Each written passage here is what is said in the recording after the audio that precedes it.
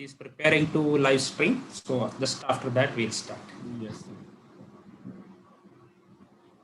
Because due to different time zones, no, we have people registered from over, I was just counting 67 countries. So,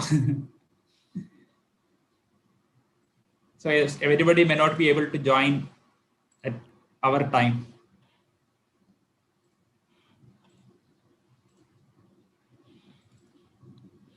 Yes, you understand. Like still it's very early morning in Africa, so they can't join at all. Yes. Fine. So let me share this slide. And as usual, we will start with the invocation and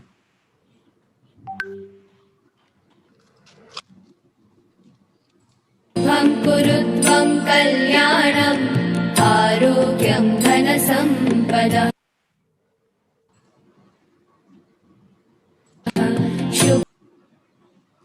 Namaskar and very good morning from India and good afternoon, good evening to all of you, wherever you are. And welcome back to the technical sessions. Today we have keynote session 3, chaired by Dr. Basantaraj Adhikari. So welcome all the speakers and participants. So without taking much time, let me briefly introduce Dr. Basanta. Dr. Basantaraj Adhikari is a faculty member at Tribhuvan University, Nepal, and his research interests are the tectonics of Himalaya, climate change, hill slope movement, Himalayan sediment flux generation, and importantly, disaster risk reduction. And he is involved in several developmental projects of several government and non-governmental agencies, especially related to Nepal Himalayas and slope movement control. And he has authored several scientific papers in reputed international journals and several book chapters. And he also has several awards to his credit. He is also a young scientist of IRDR, young scientist, and young affiliate of the World Academy of Sciences. With this brief introduction, I will hand over the session to Dr. Basanta. Basanta, please. Thank you, Srivalsa, for your kind introduction, and I'm very pleased to be here. And thanks for providing opportunity to chair this interesting session, keynote session 3, where we'll have 4 eminent speakers from different part of the globe, and so they have their experiences in different aspects. I'll introduce them in the time being. In the first speaker, I would like to invite a very good friend of mine, Dr. Indrajit Paul. Let me introduce him. So Dr. Indrajit Paul, presently working as assistant professor and chair at Disaster Preparedness, Mitigation and Management Program at the Asian Institute of Technology, Thailand. So prior to joining at AIT, Dr. Paul served as a faculty member at Center for Disaster Management at Lal Bahadur Shastri National Academy of Administration, Mussoorie, India, Premier National Institute of Training in Indian Administrative Service Officers. So Dr. Paul has done extensive work on capacity development of decision makers, risk assessment, and disaster risk governance. Dr. Paul has written 10 books and more than 65 articles in international and national peer-reviewed journals, apart from his supervising master's and doctoral research. Dr. Paul, having about 18 years of experience in research and capacity development on disaster risk management and governance and disaster risk science and education. So today he will present on densifying impact of Cyclone Amphan 2019 amid COVID-19 pandemic in West Bengal, India. And I would like to request our keynote presenter to try to conclude within 20 minutes. And then I will introduce our other speakers subsequently. So Dr. Paul, please proceed. Thank you so much, Vasanta, for your nice introduction. I'm sharing my screen to quickly jumpstart.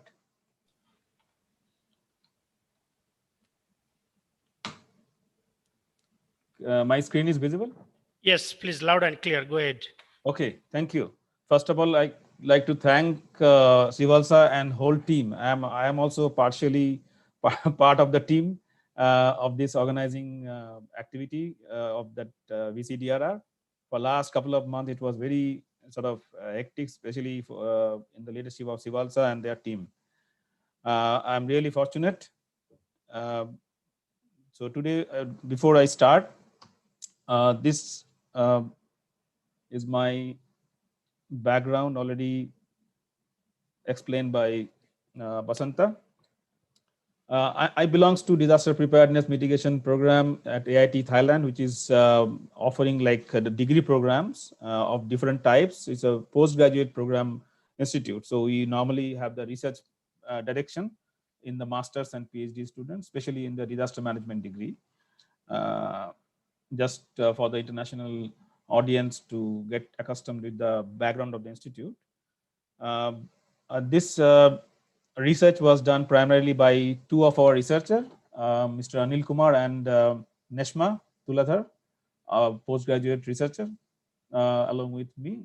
So in the end of my discussion also, I'd like to request Anil and Neshma also come in for explain at least 1 or 2 slides for discussion before we start, end. This is the outline of the presentation. We'll introduce you a little bit about the cyclone Amphan as well as the location where it stuck, and at the same time the impact and how it was managed and what was the difficulties. And later on we'll contextualize with some of the SDG goals as well. So Amphan cyclone was actually stuck.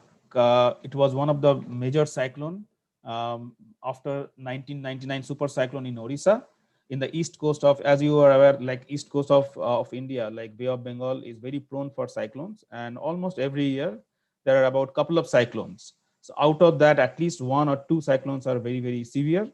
This was also severe cyclone, like category 5 cyclone stuck in the east coast of India.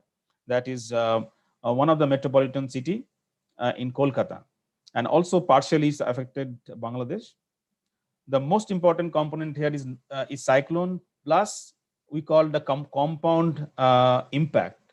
So right now the cyclone is one component, another is also it was ongoing COVID situation. So its impact was much different, and even the response was also quite different than the normal cyclone impact.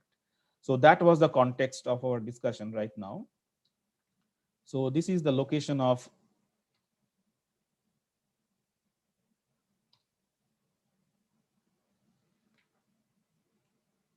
it's not working.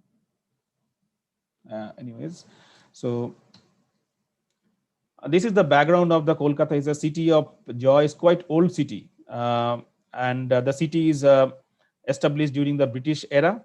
You can see like 1773 it was the Indian capital of during the British time, and it's very low lying also. It's less than 10 meter, 9.14 meter is the elevation of the city. So you can understand the elevation and the gradient also very low. So proneness for the flooding for different reasons are very high. At the same time, population is also quite high in the city periphery. I'm mentioning here only the metropolitan area is about 14.8 million people. That is a recent one. And if you take the greater side of the city, it will be much higher than this number. So you can understand the density. So it's a mix of like traditional and the modern culture. So where it affected, this is the path of the cyclone, and the different band is actually showing the different intensity, different impact areas actually. So with that, if you see the timeline of the cyclone where it's affected, and most importantly, this cyclone is very much similar to the cyclone hit in 1999 Orissa, and that time the death toll was very high. About official death toll recorded was 10,000 plus during 1999. So this time death toll was not that much. but we can see the timeline how it was actually proceeded during that time. Like 13th May, the authority got the information from the Indian Meteorological Department, notified there is a depression and also possibility of the cyclone. And at the same time, like it proceeded, like in 18th May, it reached to the peak about 240 kilometers, called as a quite severe cyclone. And then it moved towards Bangladesh. Partially it was impacted, but not exactly like West Bengal. So these are some photographs of the impact. I tried to catch a couple of photographs of different types. You can see there are few photographs which is very much contextualized with the livelihood of the people, like during the COVID situation. So many people actually already they are affected by the COVID situation, and at the same time cyclone impacted, and it was become really severe. And there are also a few opportunities also you can see on the left corner down. And also there you will find some casual approach as well, taking photographs. So instead of responding. So there are quite a lot of different perspective of the response or during the disaster as well. So this one, particularly if you are aware about the Indian disaster management system, there are 3-tier system in place in India. Started from NDMA, National Disaster Management Authority, to State Disaster Management Authority, to the District Disaster Management Authority. And there is a national force also called National Disaster Response Force. Since the cyclone was announced or informed at least 3-4 days before, so the authority were actually quite well prepared with the NDRF force for the evacuation as well as the response. So they're almost like standby during that time. And also there are a few announcements about the ports and the other areas also cleared. Fishermen also restricted to go for the fishing. These are the few impacts we tried to highlight during the cyclone. Apart from the city area, these are the city areas actually we have tried to portray. About 13 million people affected. 13 million people affected with 98 dead. There are a little bit plus minus number, depends on the situations, and the number sometimes varies, but not too high. So still the number is quite reasonable in terms of the COVID situation, because not many people are outside the house during that time. 0.7 million people displaced. So there's a large number of evacuation process also in place during that time. One of the major component to highlight here is the impact of that particular cyclone is the critical infrastructure damage. So the critical infrastructure, especially the energy infrastructure and the water infrastructure, was heavily damaged during that time. And the basic services was also disrupted at least for a week. So inside the city, within the city limit, the 7 days people having no water, no electricity for few pockets. So, and that you can imagine, like it's one of the metropolitan city, and with all the modern techniques and technology, but there is no electricity, no water in few pockets for more than 5-6 days, almost more than a week in some places.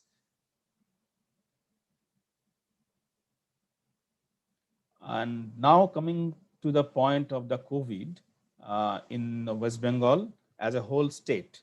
So that actually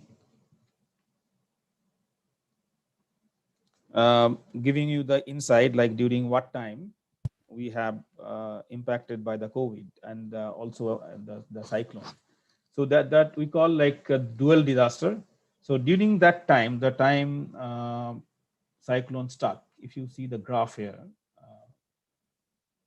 it's around like in this time where you have peak of the COVID. So during this time, we have peak COVID time. You can see the graphs. The impact was very high during that time, like 17th, 18th, and 20th May. During that time, so all these two things came together. So people having no options, because if you know clearly about the evacuation process and other things, it's almost impossible to maintain the evacuation process with the social distancing and putting mask and everything followed by as a mitigational measures for the COVID is almost impossible. So there is a high possibility of spreading, increase the spreading of the COVID at the same time. So that was a dilemma for the whole administration, like what to do. We'll protect the COVID or protect people from cyclone. And it was very tough decision actually. And on that context, the administration also did well. And that part actually with the credit also goes to in Disaster Management Act, which is in place in India since 2005 and very, very well sort of implemented in many cases. But there are few things we need also have to have some sort of relook to modify. And there are few areas of priority of action, like the thematic areas we have tried to see through this paper. That we have also submitted a full paper under this, but because of the time we can't, we are not able to discuss the entire paper process, what we have done. But the primarily we have covered few action areas we need to really see. Moving ahead.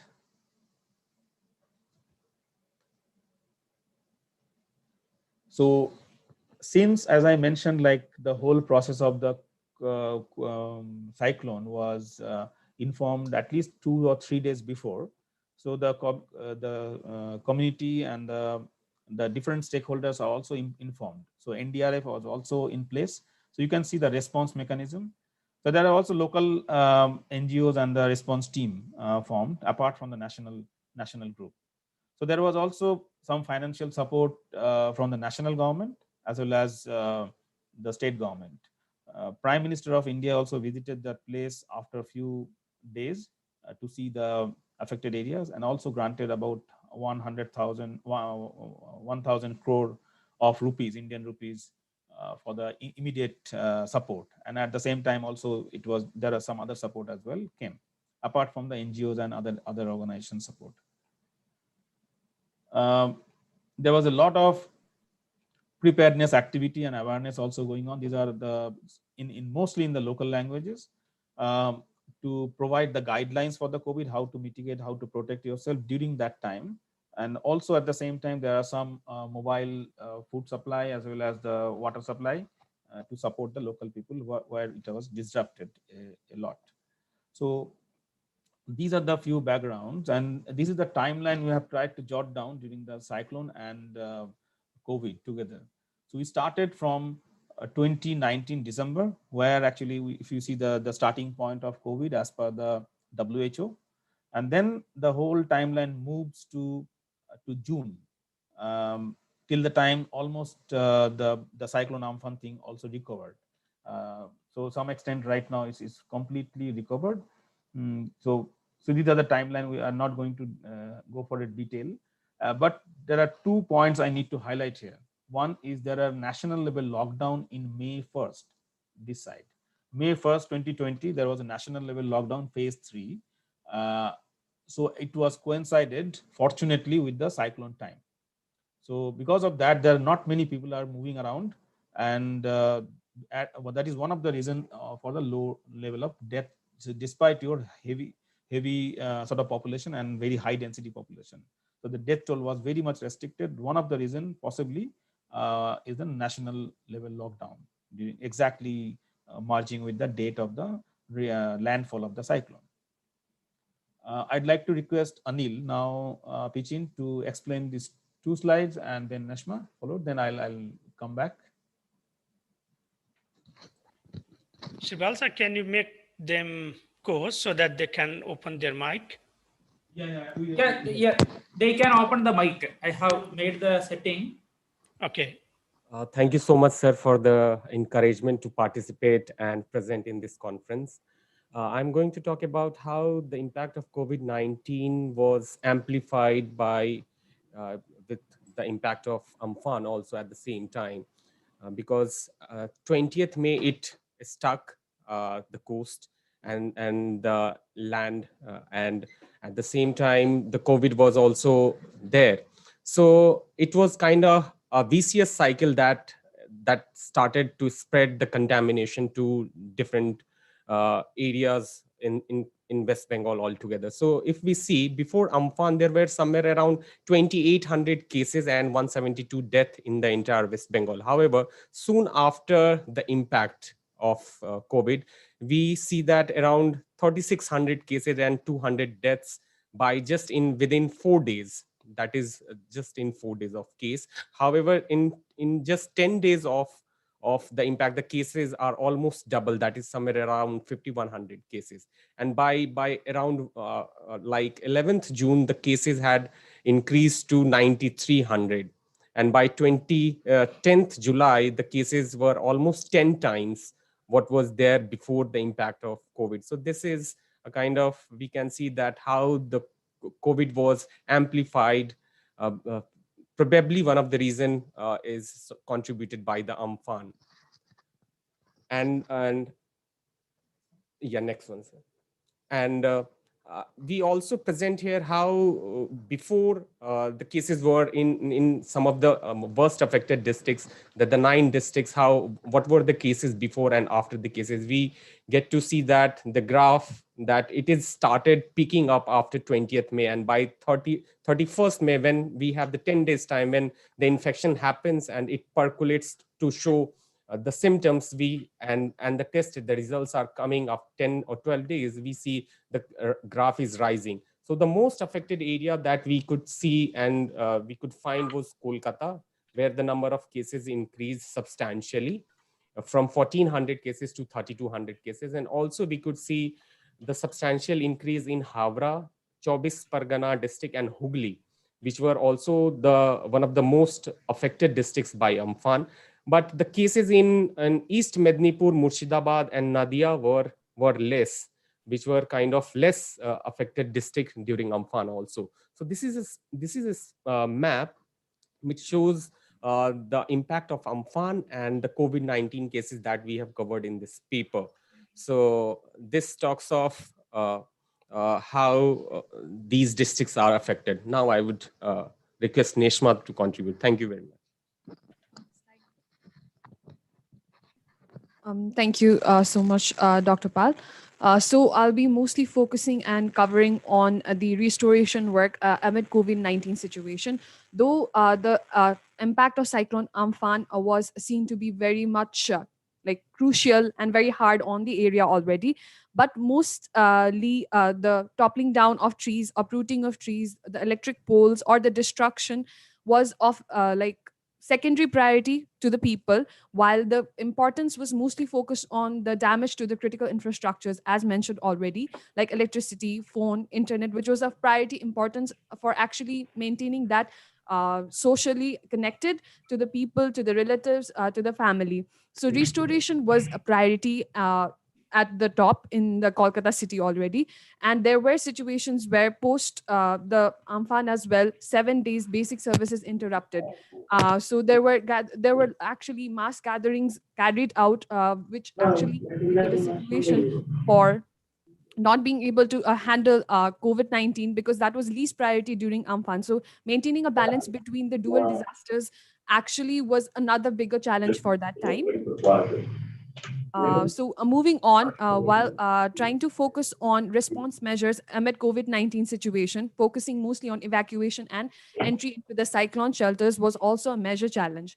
Now, already a dual disaster plus incoming migrant laborers from back into the Kolkata. So it was like handling 3 disasters already at that time. However, despite the difficulty of the situation, the Health and Family Welfare Department of Government of West Bengal actually carried out, along with the NDRF and other teams, of mass evacuation into areas that were like cyclone shelters, schools, or concrete buildings, which could be used for. Some of the areas were already being used as a COVID-19 quarantine facilities, or had been used for treatment testing facilities.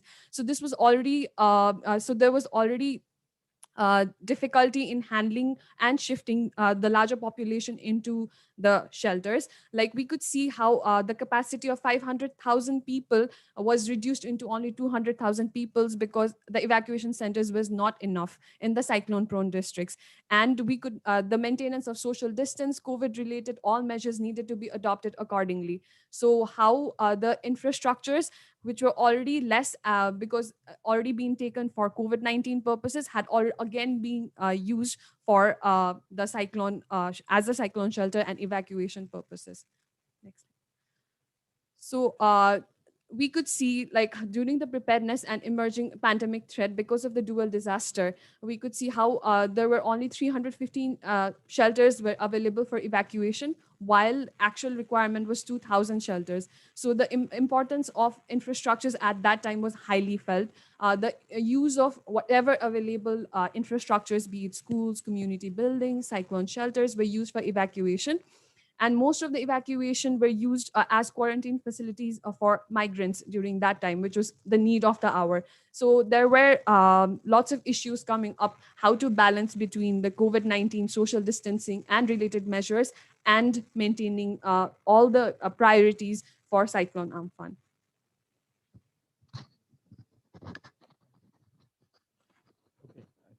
Thank you to both of you. I'll just continue with the last maybe another 2-3 minutes we'll take to conclude the discussion. I mean, this slide. The last point, actually, pick your poison. That was the dilemma with the people, actually. They have multiple sorts of disaster in place.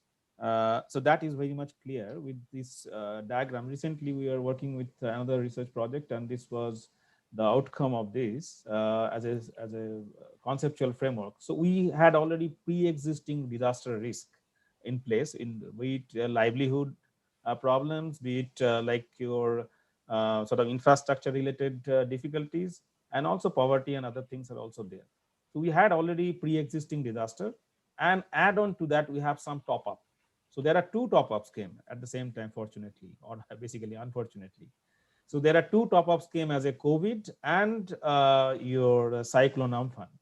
So these two things impacted compoundly, and that compounded impact is boils down to several long-lasting impacts. So these are the major challenge right now. We're trying to see how it has been impacted.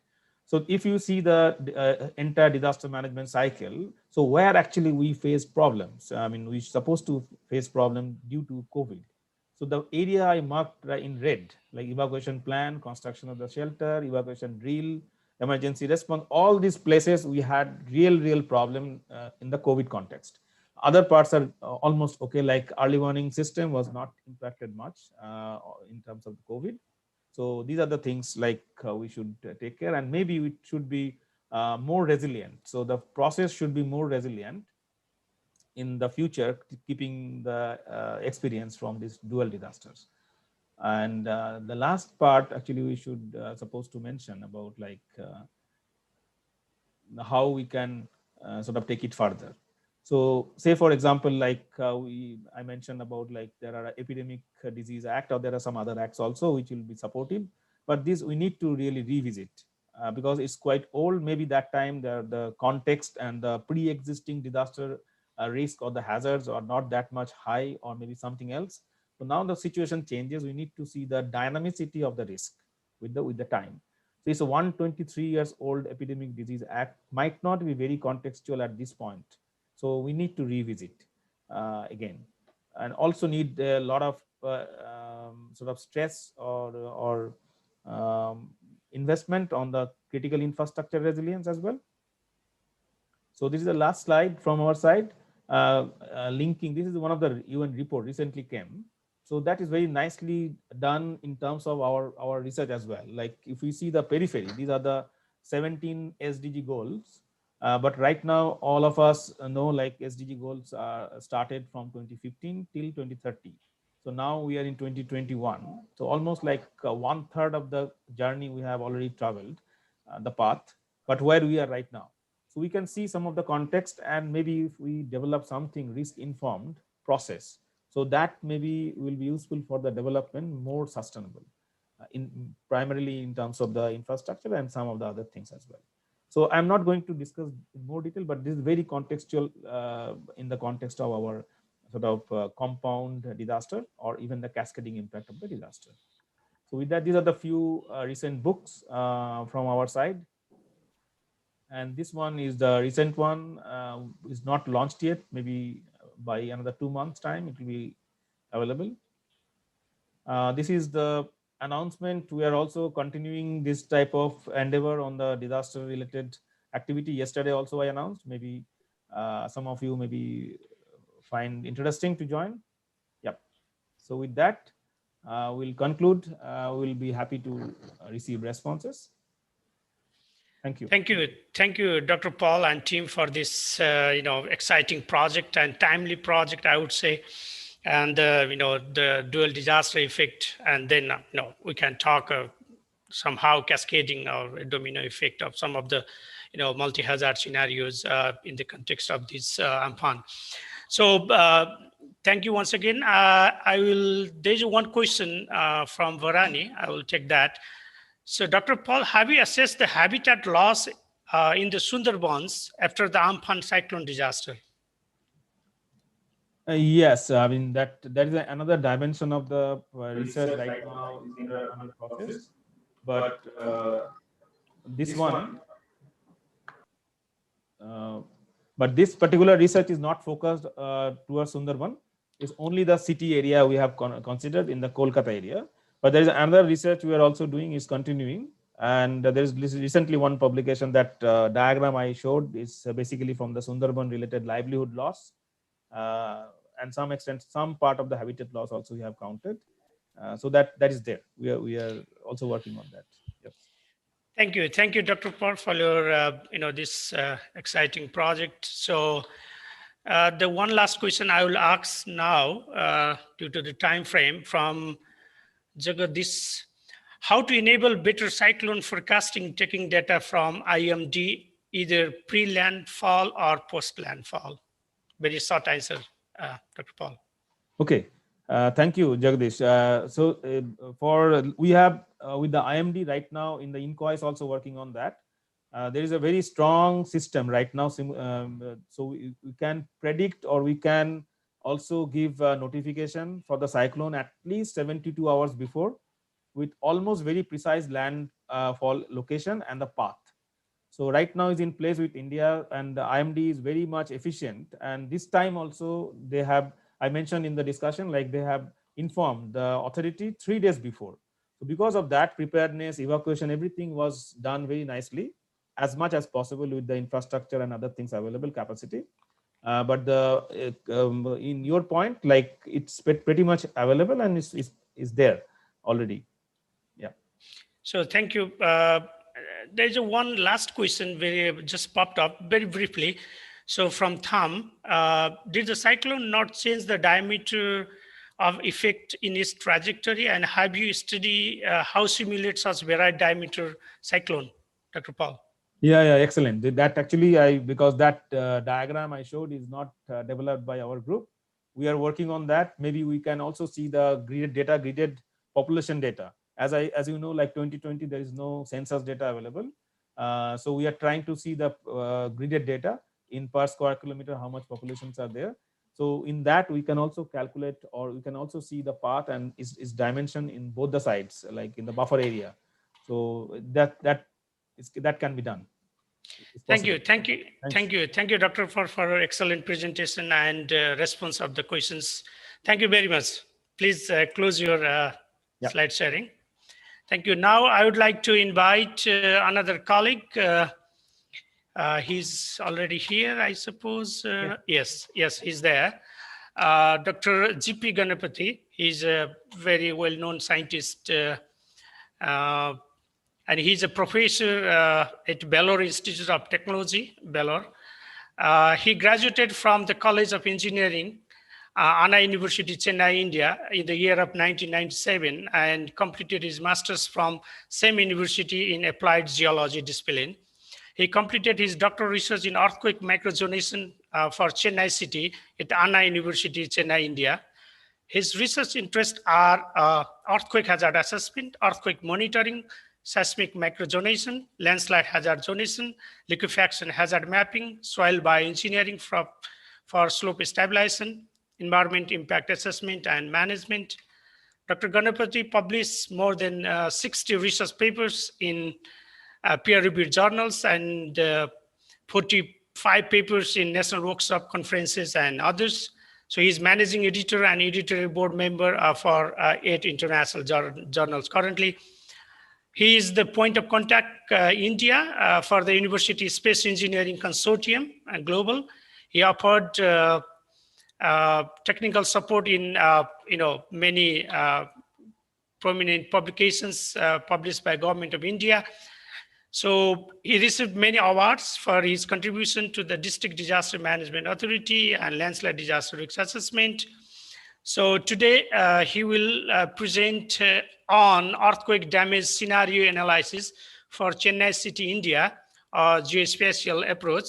So Professor Ganapati, I would like to request to proceed and conclude around 20 minutes. Please proceed. Yeah. Okay. So, yeah. Good morning. I have a lot of friends over here. Very good morning to everyone. Thank you for Dr. Pal, the excellent lecture. And Dr. Basanta is also my friend, and thank you. And I would like to thank Dr. Sivalsa and NIT for inviting me for this lecture. And let me start my lecture. I'll share my screen.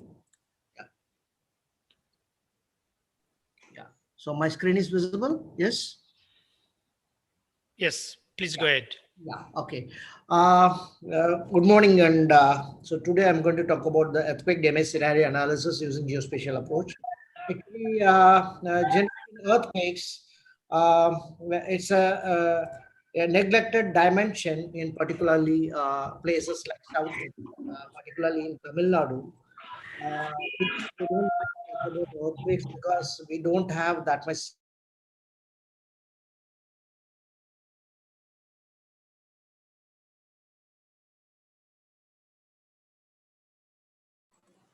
Dr. Ganapati, please unmute yourself. Please unmute yourself once. Yeah, perfect. Thanks. Can you hear me? Yeah, okay. So places like, in South India, particularly in Tamil Nadu and all, we don't much, bother about earthquakes. Generally, people, we feel like Southern Peninsular India is very stable continent.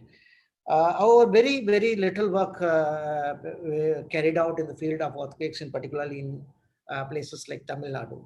And but however, the cities like in Tamil Nadu, like Chennai, Salem, cities like Coimbatore. So these cities are major cities which have more than 50 lakhs populations in each cities. Now it's growing like anything. And however, these cities are also now developing as a smart cities. The earthquake is also a major concern, but however, people there is not a detailed study on earthquakes or something like that. So people, they do a lot of hazard assessment and other things. But what I feel like, the earthquake damage scenario is play a major role because if you see the characteristics of earthquakes, usually no warning. However, following a major earthquake, there will be a secondary shock, may give a warning to the future earthquake. The speed of onset is usually very sudden. Earthquake prone areas, generally we can identify, we can do some kind of land use regulation. And generally the major effects arise from mainly the land movement and trachea or slippage. Specifically, they include the damage, usually very severe, to structures and system, plus considerable casualties due to lack of warning. Why this is very, very important because we need to understand the characteristics of the disaster. Because right now we don't have any proper mechanism to predict an earthquakes unless we say like when, where, and what, and where, how, what magnitude earthquake is going to happen. So precisely the evacuation procedure or the pre disaster preparedness part will be very, very difficult. So unless like other disasters, if you have a landslide or a cyclone or a flood, we have a kind of early warning. But right now we don't have a kind of early warning set up for earthquakes. But we have something like after the earthquake we can go and do the assessment. So this is the major challenge in particularly on earthquakes. So like recently we faced a problem like during Nivar cyclone. So places like Vellore, we thought like, Vellore is a place where we are very far away from the coast. We are around 130 kilometers away from the coast. But when IMD says like initially the cyclone is going to cross in between Chennai and Nagapattinam, but people, we are not much bothered about the cyclone which is going to come Vellore, because we thought like it is very very far away. But when it has come, at least like when it's reached the coast, then immediately we came to know it is going to cross via Vellore. So immediately we started preparing for our Vellore district with our district administrator, administrative peoples like collector and district revenue officer and all of these people. Like we have enough time, like at least 1 hour, 1 day time, we had enough time to prepare for the cyclone. But in case of an earthquake, we don't have such kind of time. So, but what we can do for that? So we have a general countermeasures for this earthquakes, like, whether we can go for any development of possible early warning indicators right now, or land use regulation, or building regulation, or whether we can go for a relocation of the communities, and public awareness and education programs. So these are all the things generally we can go for in any particularly on earthquake prone areas. And so special problem areas, mainly for disaster management. One is like, severe and extensive damage, creating need for an urgent countermeasures, especially search and rescue and medical assistance. This is the one major area where we have to concern, in particularly on earthquakes. And second one is the difficulty of access and movements. So why I'm telling all these things, so how the earthquake damage scenario analysis will going to give a very good, idea on how we can, combine everything in a time, and we can go for a kind of, preparedness. Not in case of a prediction, but when we come to a preparedness, we can do some kind of initial, activities. And so we have done a small study for our Chennai city, actually, part of Chennai city. Actually, very well, Chennai is one of the major cities in India. It's a well growing cities, and the city is having a seismicity all over nearby areas. The one thing what I want to highlight is that we don't have a bigger magnitude like, in Himalayas or in, Northeast India's. Or like, we don't have much bigger earthquakes, but we have a moderate earthquakes like, more than 5.3 magnitude, which has happened in the last 100 years back. So people generally, we don't much bother because the recurrence of earthquakes generally in 100 years or 200 years. So that's why people, they are not much worried about, these kind of damage scenario studies. Like, whenever we go to any government official, they say immediately, whether you are going to predict an earthquake. If you say like, I'm not going to predict an earthquake, we are going to do some kind of assessment. But people, they say generally,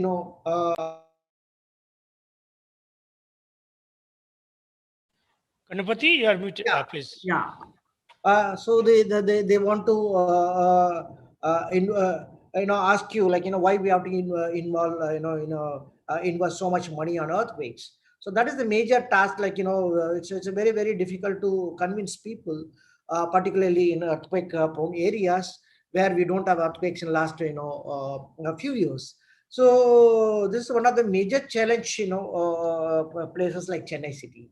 So the earthquakes, the bigger earthquakes, something like 5.3 magnitude, which is happening 100 years back, 1906, and 1813 we had earthquakes. So people, they say like, if you go for a damage scenario analysis, so earthquake will happen only in 100 years. Why you want to do this kind of studies? Like, so Chennai city, we had some 5 earthquakes, which is around more than 3 magnitude, which is happening in and around Chennai city. And this is the area. And also we have 2 faults which is crossing over Chennai city. One is Adyar fault, which is exactly crossing across. This is more or like, you have a fault in Manila. So similar kind of fault. One fault is crossing across the Chennai city. The other one is Arceus Cretaceous boundary fault, which is in the northeast of Chennai city, which is crossing over. It's a very lengthy fault, around 275 kilometer lengthy fault. So these faults are the causative faults for this Chennai city. Actually, I'm not going into detail on the hazard assessment part over here. So our city is the city mainly only 174 square kilometer area.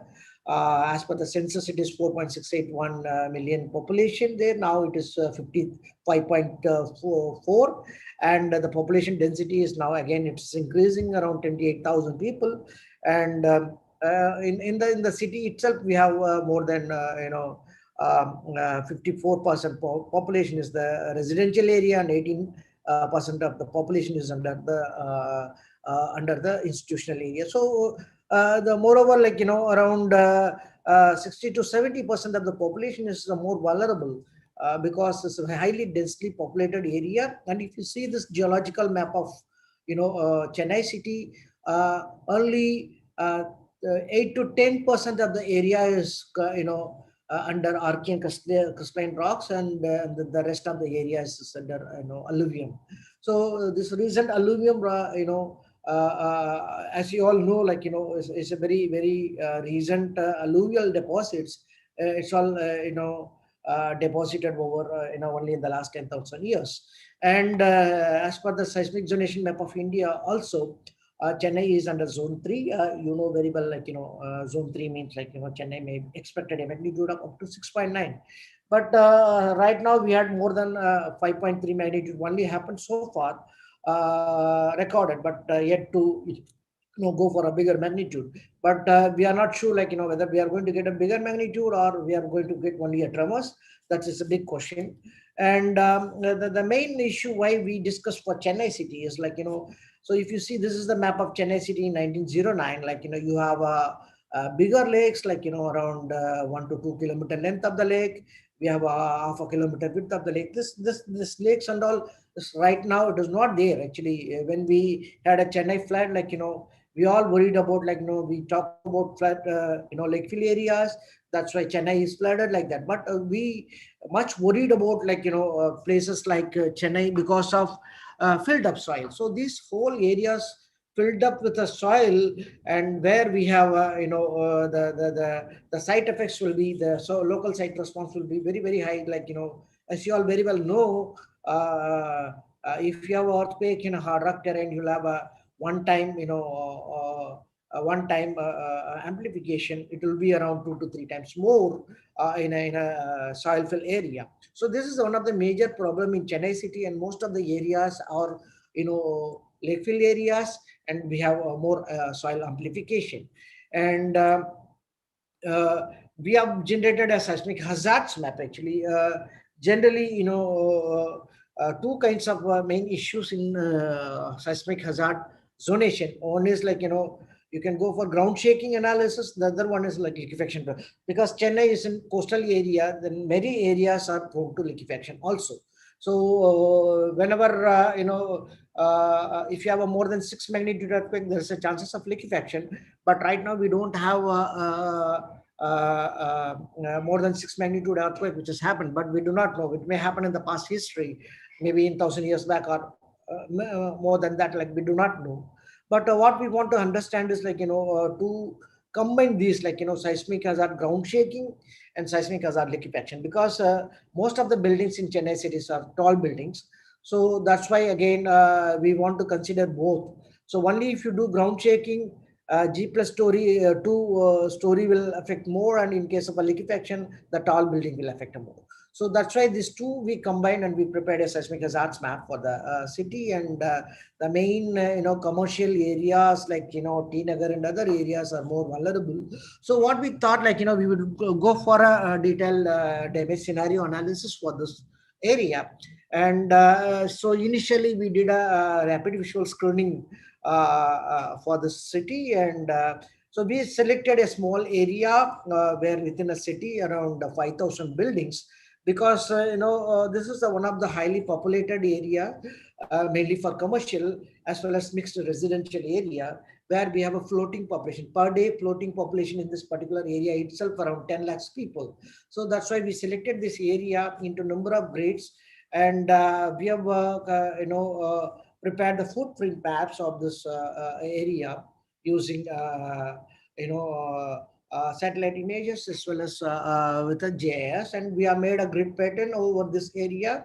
And to each area, we have a detailed mapping on using satellite images. And after that, we made a field visit to these areas to have a idea of how these buildings are vulnerable to the particular magnitude earthquake. So, since Chennai is in zone 3, like we take the form. So everybody knows, like this is a rapid visual screening of buildings. So actually, this work actually we have carried out long back before the rapid visual screening methodology came to India. So we started this work actually that time.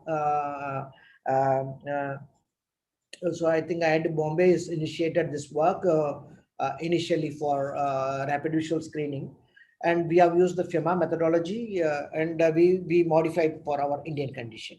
And you all very well know the rapid visual screening technique will give an idea, like to if you have a footprint map of that particular area, you can go to that particular site and do the assessment, like depending upon the type of the material which is involved.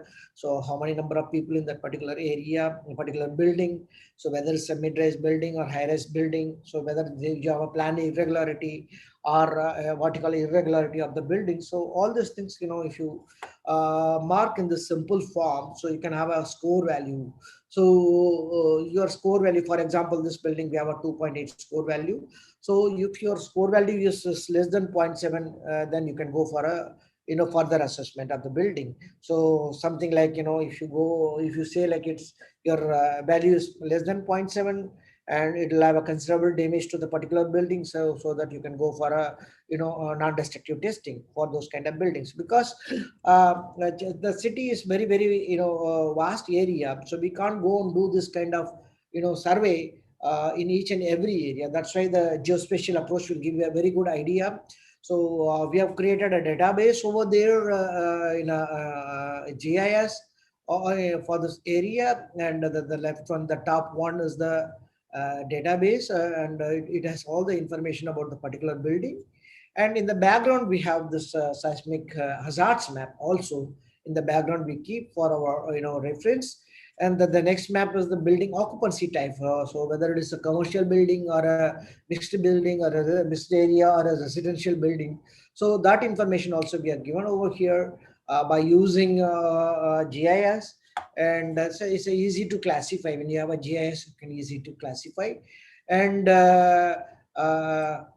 we have a building height category also, because height also is the one of the main area. Like if you have a ground shaking parameter, we consider G+2 building, and when you have a liquefaction parameter, when you go for a tall building, so that will be more prone to liquefaction area. So what we identify, like we have a different types of stories, like 1 story to 2 story to 3 to 4 story, like that. We have a multi-story building also we have identified, and the number of stories and other things also we have identified, and we have created a map for that. And also we have a building constructed here. So this is also another important parameter. So we have go and make an inventory, like which year the building was constructed. So generally a life of the building will be 30 to 40 years, maximum it may be a 50 years. Then after that 50 years, most of the building may be in the dilapidated condition. So that's what, like we have identified how many buildings are constructed 50 years before, and now what are the new buildings also. And some of the buildings also, people, they have followed the IS codes that also we have identified. We have created a map on that. And also we have developed a map for natural frequency of the building. So this will play a major role when earthquake shake, then the tall building, the building natural frequency also play a major role. I'm not a structural engineer, but however, we have done it for this kind of, rapid visual screening analysis. And also we have a population density, and we have identified the areas where we have important critical facilities, emergency loss facilities. All this information we have created a maps, and we have done a likelihood damage of buildings in that area. And this is the classification which is given by FEMA as well as by the Professor Arias guidelines. And this is what we have identified based on that, like for each area for liquefaction hazard, how many buildings or liquefaction possibly and liquefaction likely in that area. So how many tall buildings are there in that area, and what are the different buildings for prone to different kind of natural hazards. Because the government always insisted to go to they want to have a detailed information on that particular area. So that's why we have done it. And these are all the damage potential buildings we have carried out, and we have identified the buildings which is required for the further evaluation. So it saves a lot of our times, like it's around 15 to 10 to 15% of the buildings in that particular area only for further evaluation is required, the red color buildings. So other buildings are safe. And also we have identified some of the open spaces mainly for shelters during an emergency operation. That also we have carried out in that particular area. And we have done a damage scenario analysis also. So that is the preliminary investigation. We have done a detailed investigation. What we have done, we have customized this, HAZAS software. That time we don't have a specific software for damage scenario analysis. That's why we have used HAZAS MH. So that we have customized, we have modified for Indian condition. We have in a GIS, and also we have modified the softwares using some codes by our scholars during the time. So we have developed different fragility curves for that. And these are all the different damage to structures by using the HAZAS technology. We have done it. So this is RCC low and damage on buildings. So that's what we have done it for detailed analysis for all the buildings in that particular area. And even we have calculated the important facilities, which is essential facilities and their damage functionality for different sites. And if these facilities fails during an earthquakes, then it will be a bigger problem. So that's why we have done the study. And this is what the different damage pattern for different magnitudes, like magnitude 6, 7, 8, because we do not know. So since the earthquake is not predictable, we do not know what magnitude earthquake is going to hit. So that's why we have done the study for different magnitudes also. For the Chennai city up to 8 magnitude, and this is the emergency center for damage for different scenarios, and when the school is going to start, when the school is going to analyze everything we have calculated based on that. So this is all some kind of automatic damage occupancy by occupancy is generated by the report. And so we have also calculated the economic loss and capital stock loss by structural and non-structural loss by the HAZAS, but which is modified for the Indian condition. And so what we generally want to highlight is so this kind of information will give an idea of where the earthquake impact in a particular region and how it is going to be in the future in case of a higher magnitude earthquakes happen. And that will keep understanding that all buildings are not under same threat irrespective of the magnitude. Because again, the location of the epicenter, the distance of the epicenter, the nearby fault, and the activeness and the depth of the focus, and so many other parameters play a major role. So it gives a very good idea on how it depends on scenario to scenario. This is a particular scenario. And by locating this area, extensive damage is likely will help the special attention from emergency planners and administrators, because they are the one who always in the field. So when we give this kind of information, it's very, very easy for them to understand. So the scenario and the maps, the resultant maps, what we have given is a better tool to assess the risk from the earthquake damage scenario, particularly densely populated areas. And this also will have an eye-opening for the nation, because people, they think that in 100 years, before 100 years, which earthquake happened, why we need to worry?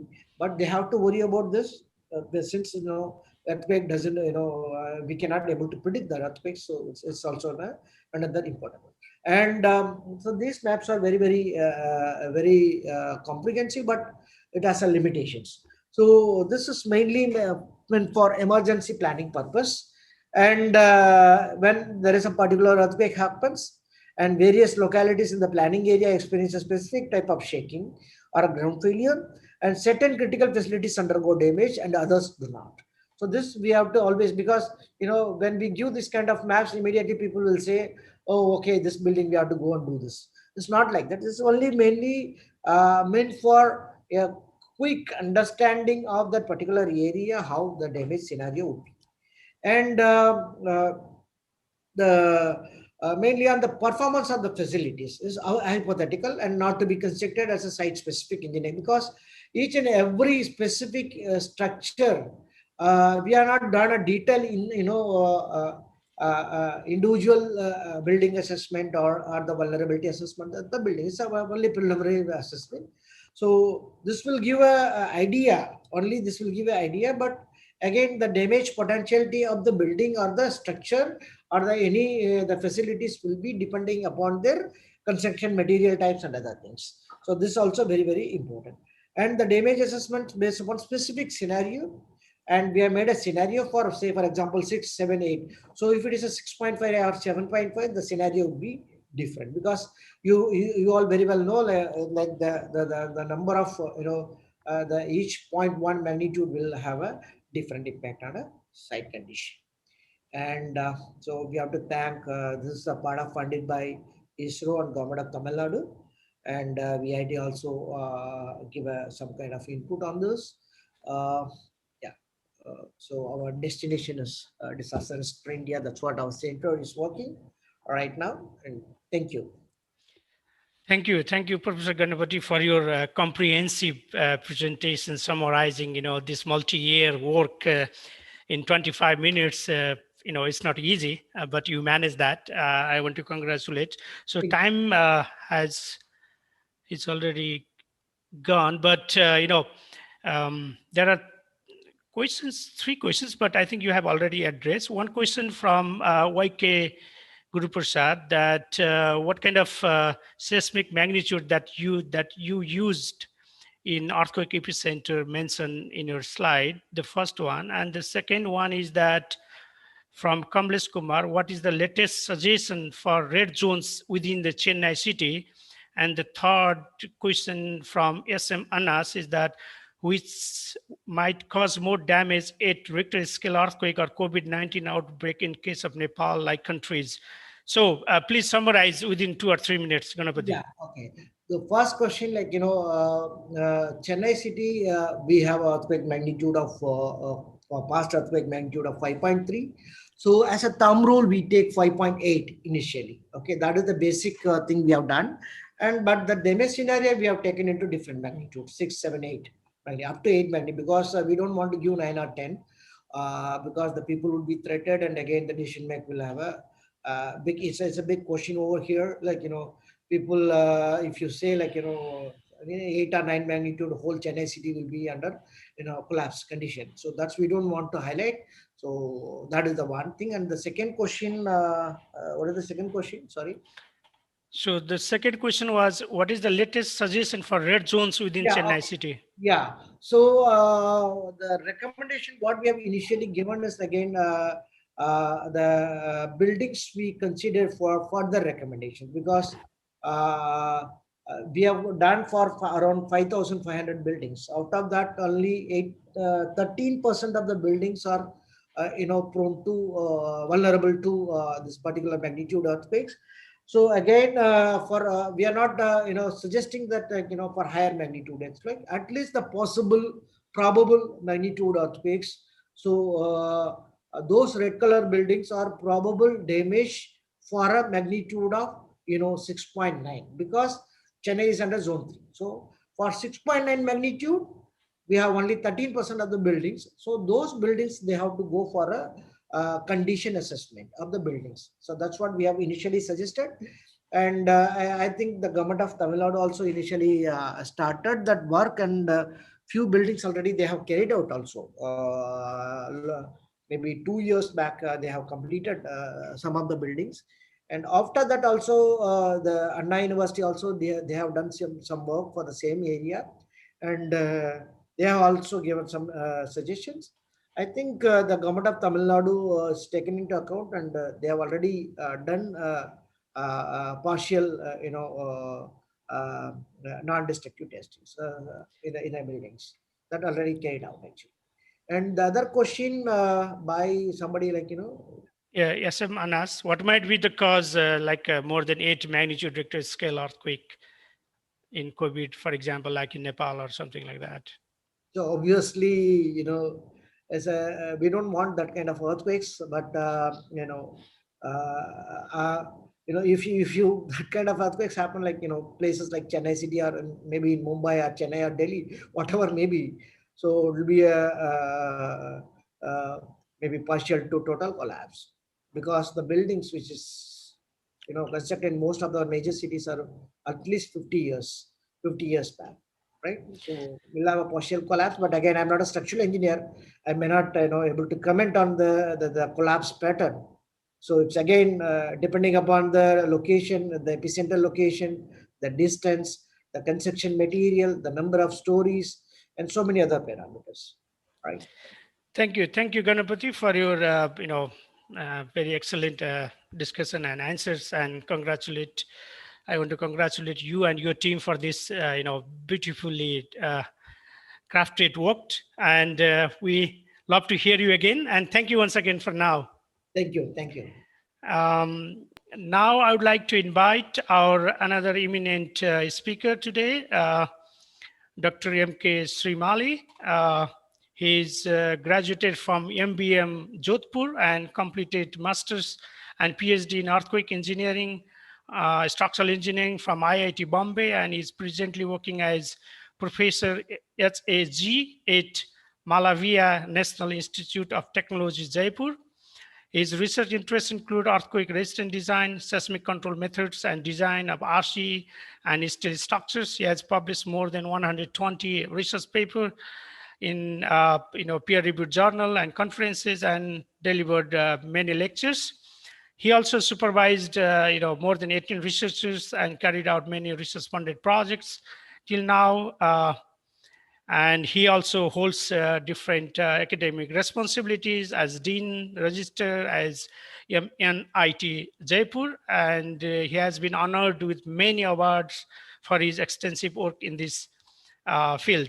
So today he is going to present on a response reduction in base isolation liquid storage tank under far and near field seismic excitations. And I would like to invite Dr. Srimali and try to conclude your presentation around 20 minutes.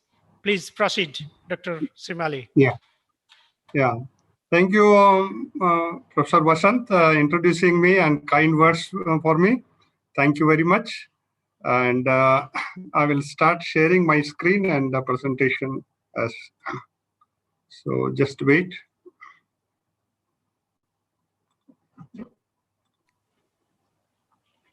Okay, my screen is visible? Yes, please go on presentation mode. Okay.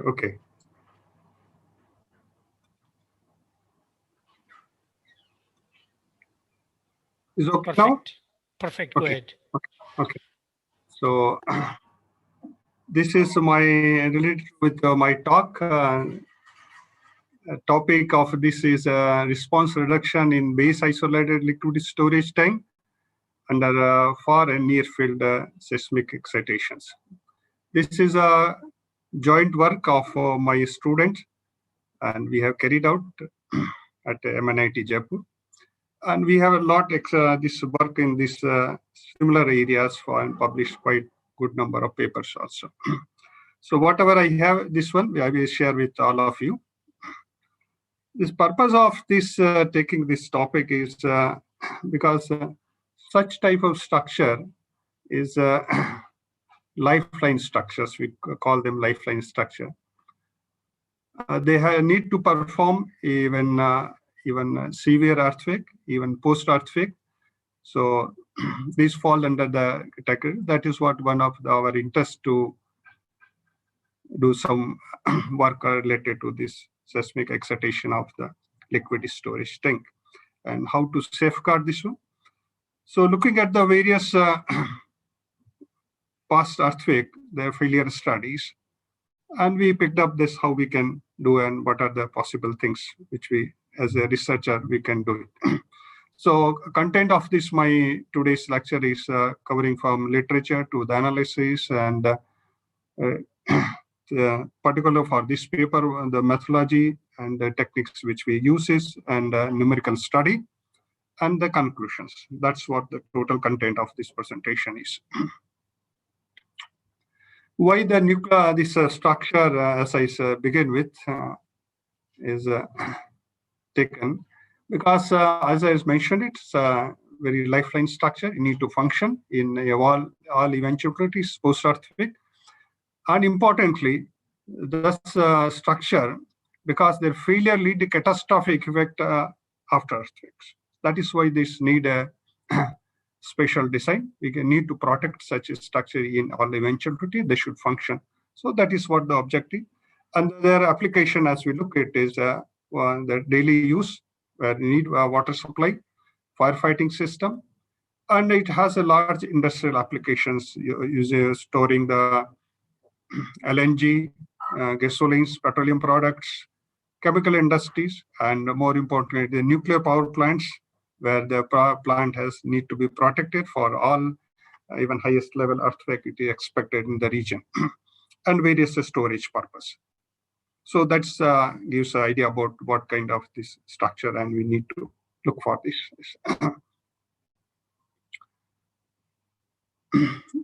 So look, saying that this one, this type of structure has in large in numbers over a period of time is built. There are different sizes and various parameters involved with this design approaches. And they are very vulnerable to earthquake, as I show subsequent in slides, that there are large number of such type of structure damage in the world over. So that's what motivation to look at this structure.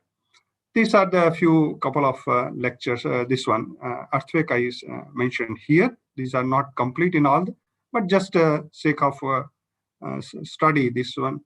So start from 1960, where the Chilean earthquake, and recent, I would say that is a Bhuj earthquake I'm talking, it's not a recent one, but the Bhuj earthquake. During this several earthquakes, large number of liquid storage tank failed it.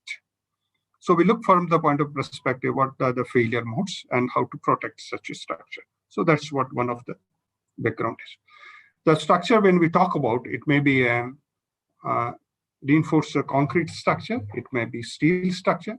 When we say the failure, what failure means it?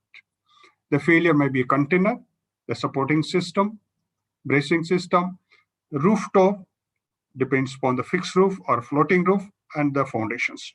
That's what we look. If it is a steel tank, then the buckling of shield, that is container. Damage to roof, either it's a fixed type or floating type, then failure would be different. It damages the top portion of the tank. The connected accessories, that is piping system and so, and supporting system if it is elevated. So these are the two different categories we're normally looking for the structure point of view. In this study, what things important is how the fluid structure interaction take place, how the forces are developed due to the excitation, and how to analyze it. So broadly, it is understood right from the 1957 till 1981, when Hausner and Haron and some people have carried out and understood how the fluid or liquid with storing structure will behave under the excitation. This is normally this is a schematic diagram in which entire liquid is divided into three parts, depends upon behavior due to the excitation. The top portion, we call it this slosing mass, which have a several mode in which vibrates, it depends on. And then we have a sandwich, that is middle portion, where impulsive mass is there. And the last one is rigid mass. These we model when we then connect to the wall of the tank through the equivalent spring system and damping system. Important thing is that some of depends upon the flexibility of the wall, tank wall.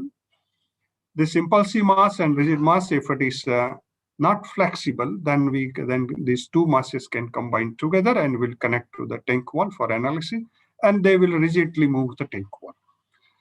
And major contribution of force is come through this mass center. Now top portion is the sluicing. As far as the force contribution is concerned, is in comparison to impulsive mass, and it's a minimum, but the rise in the liquid height due to the excitation, and thereby damage the top portion, particularly the rooftop, is significant, and it's looked from that perspective. These are the examples which the application of the structure, which I talked about. If I move the cursor on the right-hand side, left-hand side, you can see is a nuclear power plants, which is above the ground, and the right-hand side is underground. So how the structure are built is that it may be completely underground, maybe partially underground. It has different configuration also. It may be elevated.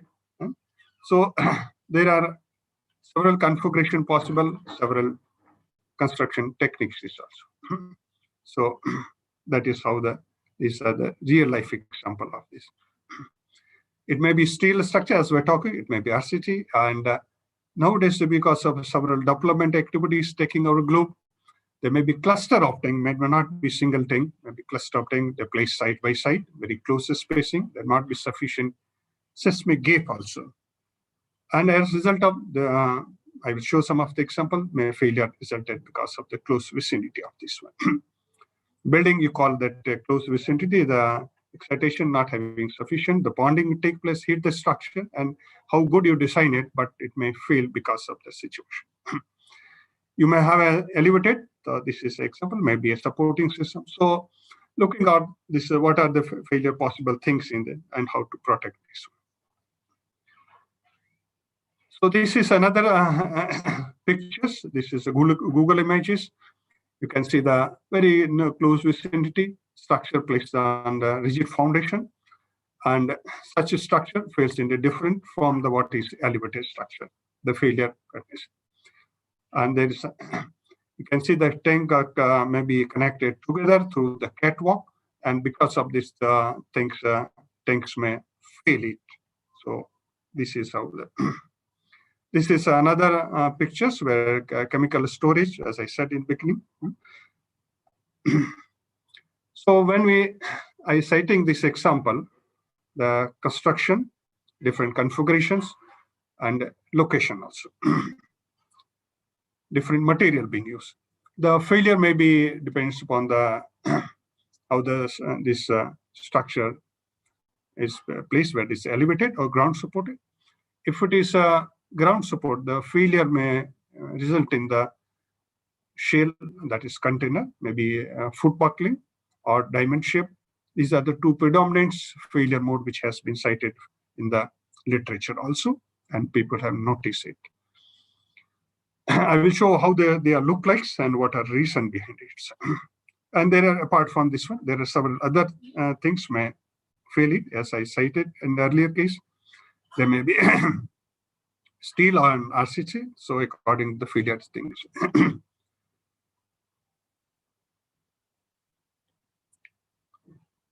So in order to protect this one, when tank which is anchored to the ground, there may failure may be because of the anchorage system and corresponding plates. And in order to protect such from, that is called conventional way of doing the things, there may be. But in order to protect such a structure, there is alternative techniques is seismic, in which we provide isolation to the tank. This is another way of putting the failure things, so which I set it. So I go to the next slide. And this is what I mentioned. This is a real life failure. You can see this, which is bulging out. This is called diamond elephant foot bucklings. And this is a real example on the right-hand side. You can see this is being noticed. So this is at just at the bottom of the tank, with this phenomena is taking place. This is another on the right, bottom right is that because of the tilting of the tank take place. And you can see the nearby tank has been also hit by this phenomena.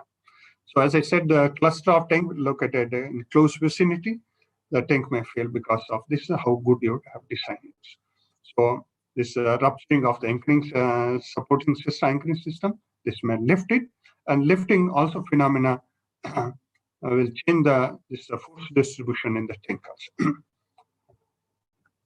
This is another typical failure which takes place in the container is the elephant buckling, and which is slightly above the base of this one.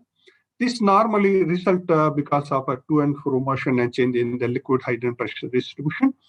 This normally happens in the axial force. Earlier one is because of axial and hook combined together. This picture shows this past earthquake, the failure of tanks. So the top tank has failed it because of the floating roof. And these are the lower portions, 3 pictures I shown. These are real life example where the tank top has gone in. And as a result of this, whatever the chemical storage it was spill out of this one tank. And if that happens, then it is not the earthquake, the tank has damaged, but the catastrophic effect, the after effect is very large. You can see this is one of the example of United States, where a large tank has failed in Alaska region in 1964, and fire has resulted after this. So this is a secondary effect, and which is much more larger than this.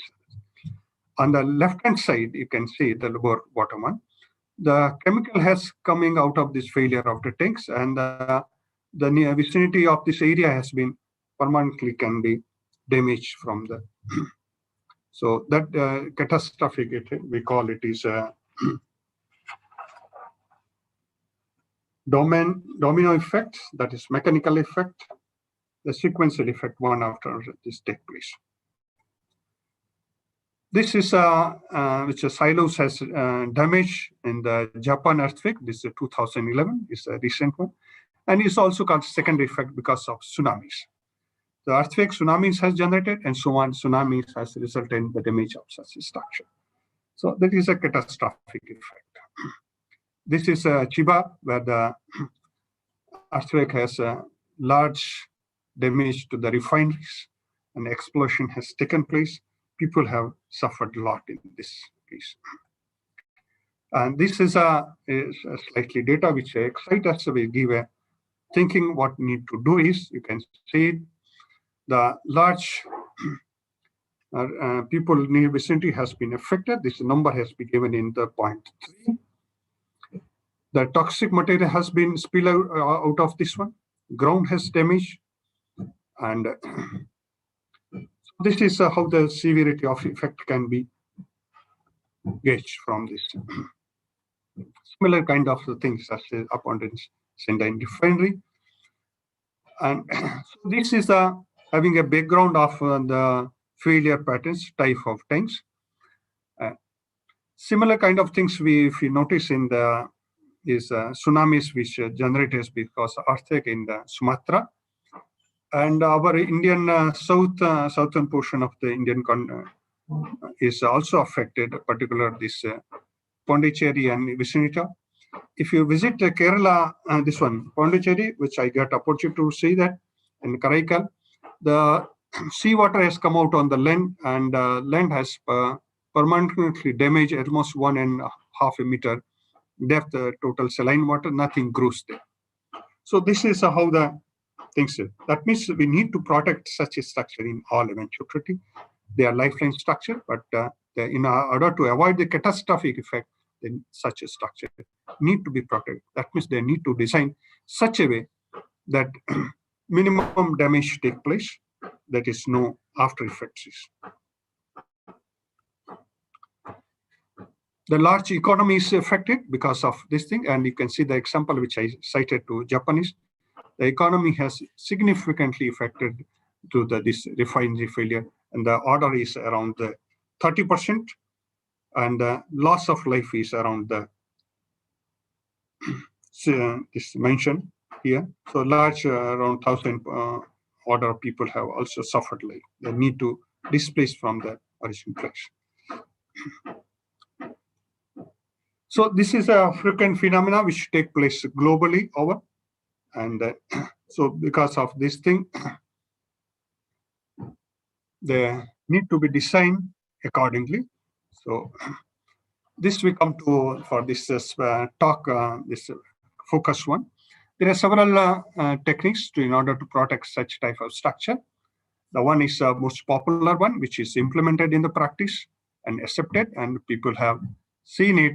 The post-earthquake, this works well. That is basic system, in which you don't need external power. It get activated. It's on and on when it's earthquake get in a particular intensity get excited. So that is a moderate earthquake comes in this region when this system automatically get activated. Active control system, which is very popular in the buildings and other places where external power is required. A hybrid system that is sandwiched between the, which encompasses both the passive as well as active system. So this is a schematic diagram in which you have a tank which is put on the isolation system, and liquid is stored in the system, and you leave somewhere certain is we call it is a freeboard. It doesn't fill to the top of the floor, so some space because of the when you get excitation take liquid rise in the liquid height, so it is that way you need to leave some space. Before I take this specific study to you, I mentioned here the isolation. Here in this study, we took isolation is elastomeric laminated rubber bearing for this case. And there are, we normally classify the isolation, there are two categories, whether elastomeric or sliding system. When talk about elastomeric, then there are two type of isolators are there. One is laminated rubber bearing, another is layered rubber bearings, which is popular in New Zealand. Sliding system, there are several devices are there, starting from the PF system, pure friction pendulum, EDF system, electric defense system, which implemented for the nuclear reactors, SRF, and other type of isolation devices. So these are the several. So this study, which we took a tank, the size of tank which we took as a study is a 6x6, and height of the container is 3.6 meter.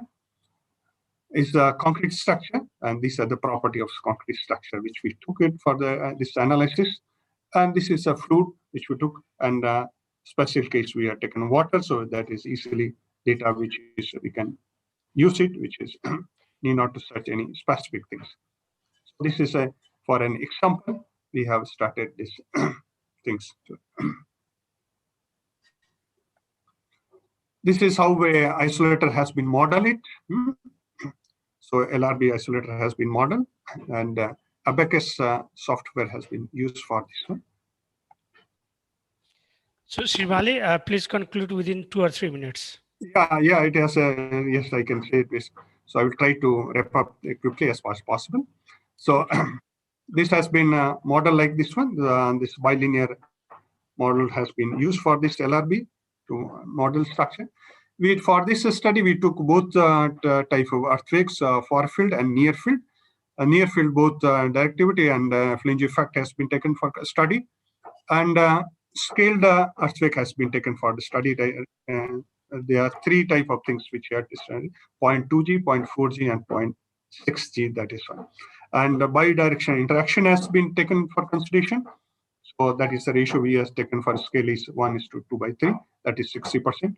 So that's what is being visible in the next slide. So this has been shown to these are the ensemble of earthquake which we taken for this study. Near field, these are the property which is normally we consider, and these are the far field. According to earthquake is affected. And this is about how they look like flange and for near field and directivity effect. So we can see these two things.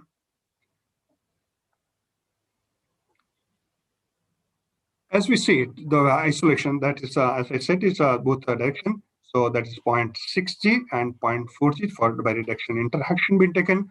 And this has been taken for the response quantity, which we consider for the shear, because isolation, the shear act at the top of the isolator, and it's design isolation for this force only.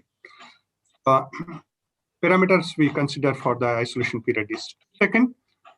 And you can see that as a period of isolation changes, the percentage change in reduction in the force is significant, as we put, because the period of isolation is 2%, 2. So we can see afterwards is almost flat.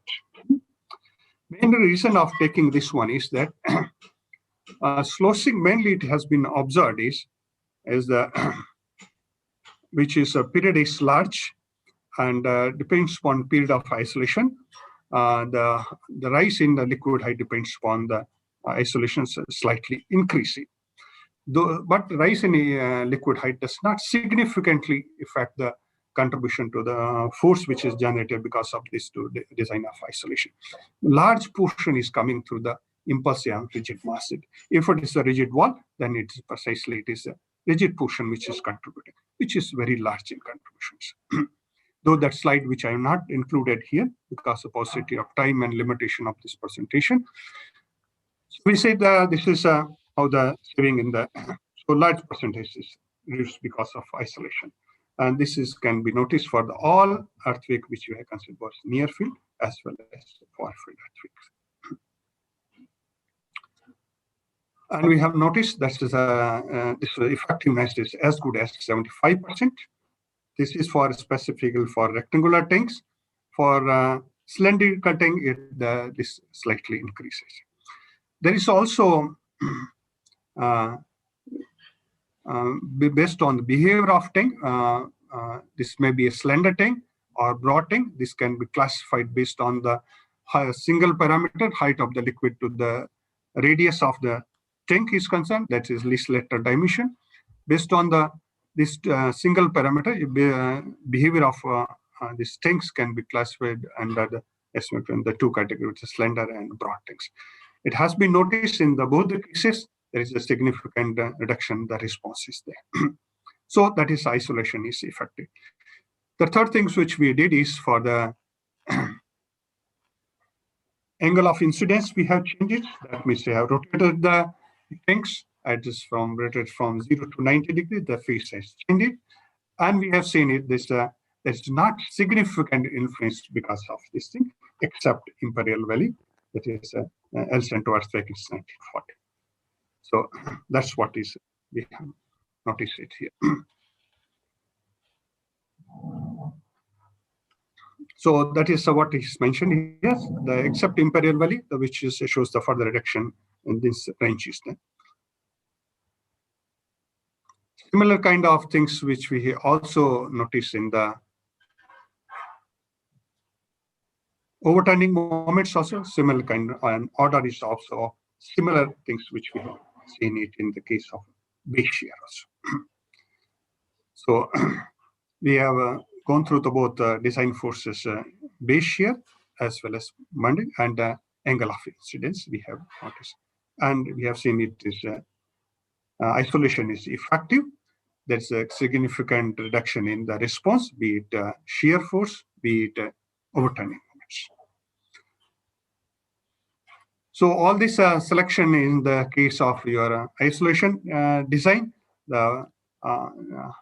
what parameters should be selected in order to this response can be reduced significantly. But there has to be a win-win situation, because if you go to based on selection of base isolation period, there would be a change in the liquid height. So that has to have a trade-off between the two things.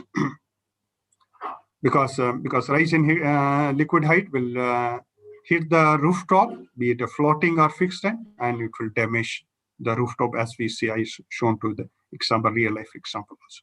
So that is how one has to look for this one. And all eventuality, the structure should not fail it. It has to be function in all the post-earthquake, because their application, because of application point of view, the need is there. and avoid the catastrophic effect as we have seen it. So Please this is conclude. about the slowing height. Yes, I'm going to complete. So with this conclusion, as I said it, need to design the isolation parameter has to be selected accordingly. There is a significant response reduction response, and there's a significantly hydrodynamic force is also reduced. So generally, the base isolation is effective for reducing earthquake responses.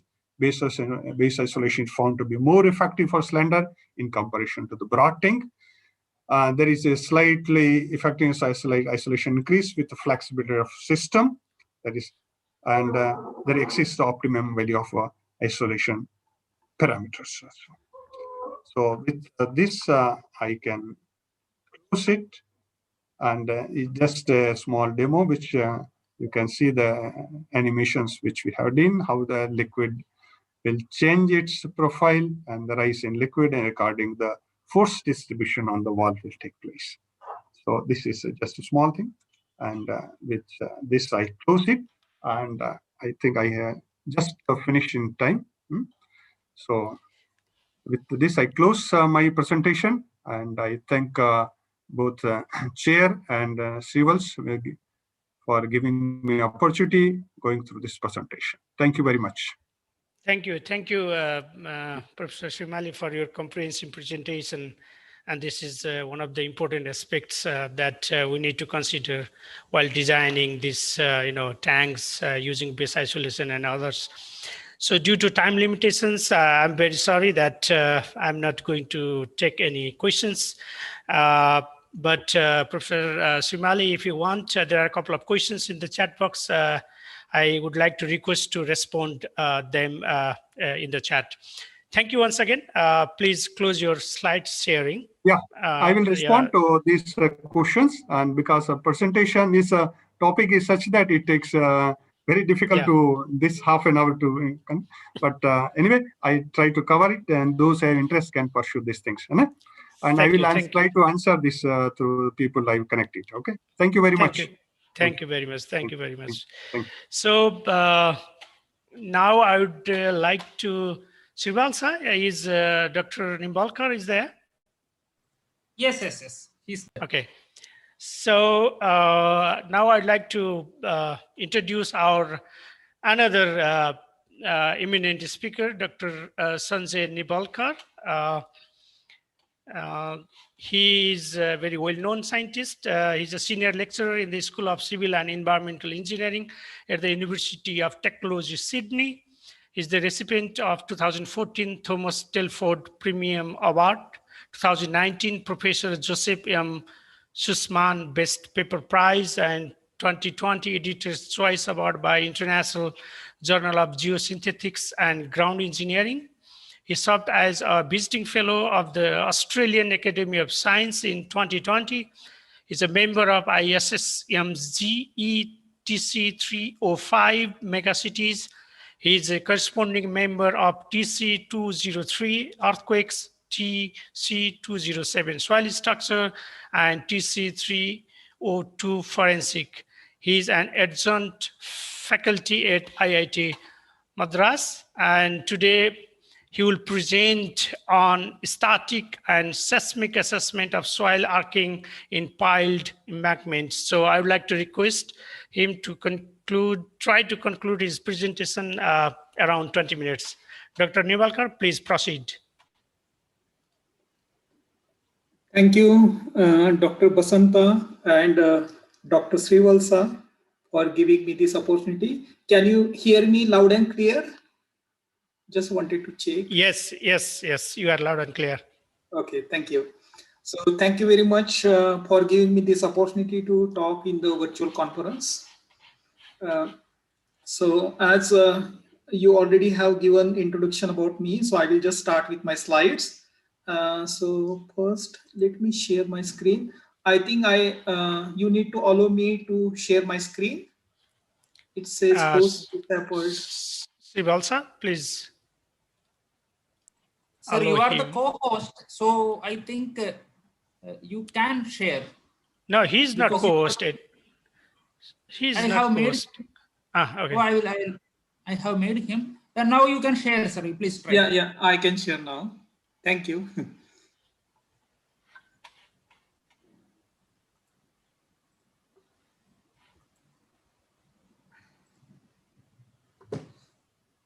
Can you see my slides here? Not yet. It is coming. Okay. It may take some time.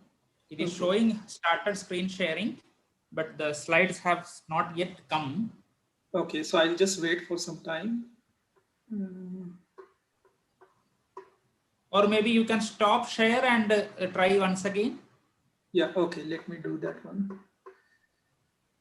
Share my screen.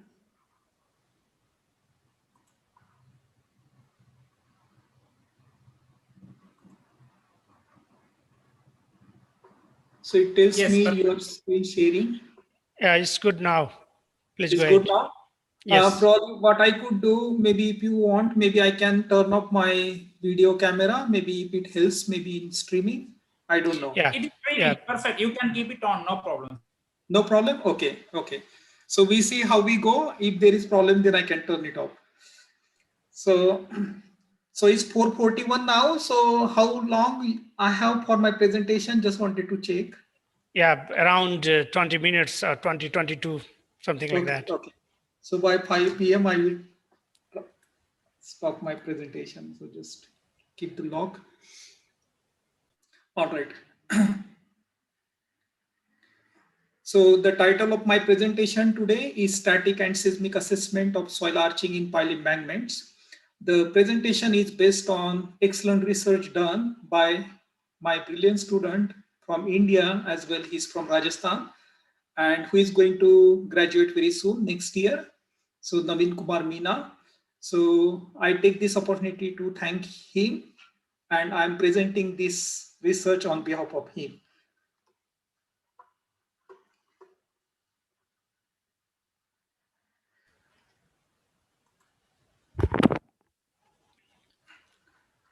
So this is the background. First, I will talk about the background, then we discuss about the soil arching, and then followed by static and seismic assessment, how we can do it numerically, and then I will summarize.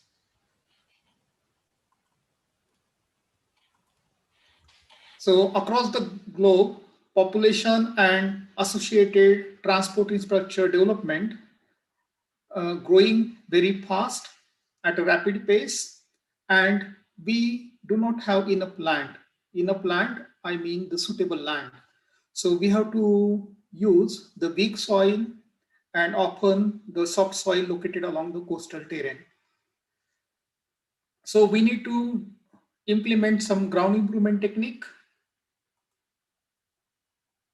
So among the ground improvement techniques, one of the most common technique is pile embankment. And it is popular. Why it is popular? Because it can give you the rapid construction. It can also help you reduce the cost of the project, and it can also help to elevate potential risk. So you can plan for long-term serviceability.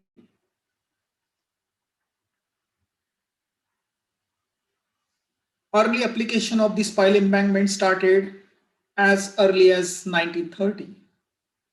And after that, so many guidelines have been proposed. So on the screen, you can see here BS 8006, which is proposed in 2010. So that is one of the guidelines. But then in Australia and India, we also have several amendments and then revisions to the codes as we learn from the practical experiences. So here now we talk about the concept of soil arching. So what happens in the pile embankment, the load, how it is distributed. So what happens that embankment tend to settle in between the piles. Why? Because the piles are more steep. So the settlement of the soft soil in between the piles can occur, whereas the pile being rigid column, they can restrain such a settlement. So what happens? because of this downward movement of this soil, here I mentioned subsoil because we are talking about two soil here, embankment and subsoil. So generally for embankment, we use embankment fill, that is a common term. And for subgrade here, for this topic, let's call it as subsoil. So what happens, because of the a mobilized shear resistance will develop along this wall, along this pile, because of downward movement of this subsoil. And this mechanism is called as a soil arching, the stress distribution mechanism. And then what you see here, this is the arch. So the arch will be developed along the pile tops. And that's why it is called as a arching phenomenon. Now what happens here, because the piles are steeper, they will take more load compared to the subsoil. And that is the concept of using this pile embankment. Why we push pile in the subsoil? Because we want to reduce the load going to the subsoil. And then we want the pile to take that extra load. So there are two concepts of soil arching, positive and negative. So here we are dealing with positive soil arching because the subsoil being soft and weak, it is always going to settle down. And then we have the shear resistance, which is acting upward, as you can see here. So the shear stress is acting upward, opposing the downward movement of the subsoil. The soil arching phenomenon under static loading is well acknowledged. But the effect of traffic loading and effect of seismic excitation is comparatively less unknown. So here, when we say the traffic load, the traffic load can be simulated in form of cyclic load or repeated load.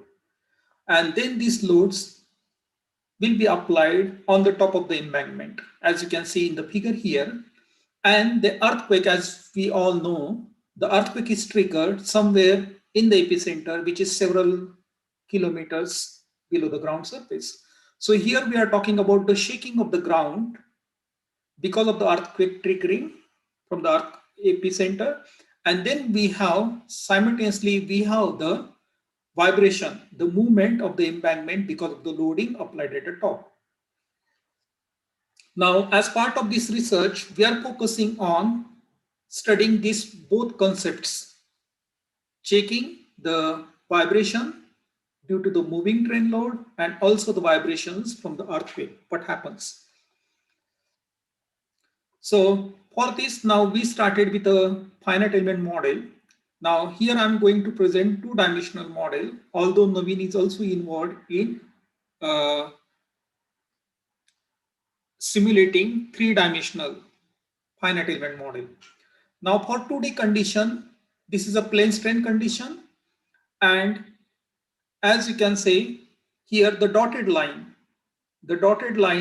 in marks the model, the finite element model, which we selected here.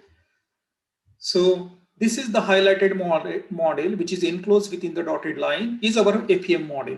Why? Because for simplicity, we don't want to simulate entire pile embankment. Otherwise, the FEM, it will take time, it will be time consuming, and then more intensive efforts are required. So we simplify. Because of the symmetry, we take the center of the embankment and the two adjacent piles, they form the boundary of our model. And here, important thing to note that the traffic induced loading. Now, when I say traffic, as you can see here, I'm showing train at the top. So here we are talking about the pile embankment, which is supporting train loading. So in other words, we could also call this one as a rail transport embankment. So here the train loading is simulated as equivalent dynamic load. Now, what is this equivalent dynamic load? We talk about it within the next few slides. First, let us see how we can use two-dimensional finite element modeling with a confidence, because we all know the three-dimensional analysis is better than two-dimensional analysis. But how much accuracy we are talking about? can be compromised on the accuracy if we go with the two-dimensional model. Because when we talk to our industry partner in Australia, most of the industry partners, they are happy to undertake two-dimensional modeling. And then in that case, we need to see that our research can be adopted in practice by these industry people. So that's why we started with the 2D. So the next slide is going to be one of the most important slide of this presentation. It's here how we can convert the 3D analysis, the three-dimensional method, how we can convert it to the simplistic two-dimensional method. Now there are different methods. 4 methods here I am talking about is EA equivalent area, then EM is equivalent elastic modulus, then equivalent flexural stiffness, and area replacement ratio. So in this EA method, what happens? The 3D pile, they are modeled as continuous wall. So in 2D, as you know, the plane perpendicular to this screen is infinite. So then we are talking about this pile as a wall, a continuous wall. Then what happens? Then that is not the reality, because piles are often circular, and then here we are representing them as a continuous wall. So how do we capture this effect? How do we try to capture the effect more realistically? So in EA method, what happens? We take the thickness of this continuous wall as the diameter of the pile, and here we keep the elastic modulus same, but we change the thickness. We change the equivalent thickness. And how to calculate that one? So here is the method, EA method. As you can see on the right side of the screen, there are equations provided. Now I don't go through the details of the screen because I think I have now 8 minutes left. So I just try to cover the important concepts of this presentation. So equivalent dynamic method, as we discussed in the previous slide number 10, that we are using equivalent dynamic load. So there are different methods in railway engineering to calculate the load applied by moving train. Now you would say, you would think that why it is so difficult? It should be so simple calculating the train load, but it's not, because the train load is function of train speed. And when we talk about the load of the moving train, we are talking about the dynamic load, not the static load. Static load we can always calculate very easily. So the freight corridor, they charge you based on the tariff. How much is the tonnage, traffic tonnage? So the static method, perfectly fine, no problem with that. But the dynamic methods are more complicated. That's why here on the screen, you can see a large number of methods are available to calculate this dynamic load. So what is this DAF? DAF is the multiplier applied to the static load of the train to calculate this dynamic load. So here for our study, we consider 35-ton axle load train moving at a 40 km/h speed. So this is the equation you use, and what we calculated is the vertical stress on the top of the embankment because of this train moving at 40 km/h. The range of the stress can be between 100 and 105 to 118 kPa. So now in FEM, what we did is we use Abacus, the latest version 2018, and we used two-dimensional plane strain condition, and we use surface to surface contact. So here in this method, we didn't capture the separation between the pile and surrounding soil. So that is one of the limitations of our study. Because we are trying to simulate here, trying to capture the complex loading pattern. So we try to keep other things as simple as possible so that the problem can be solved within a 3-year PhD.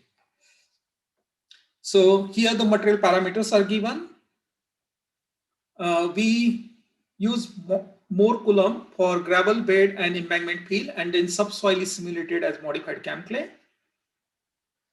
Now part 1, I will talk about the static assessment of soil arching.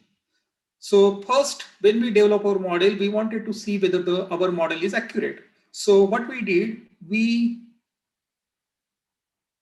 referred to one of the study from King et al. 2019, where they did the reduced scale model test and found the settlement in the sandy soil, and then that sandy soil is our embankment field.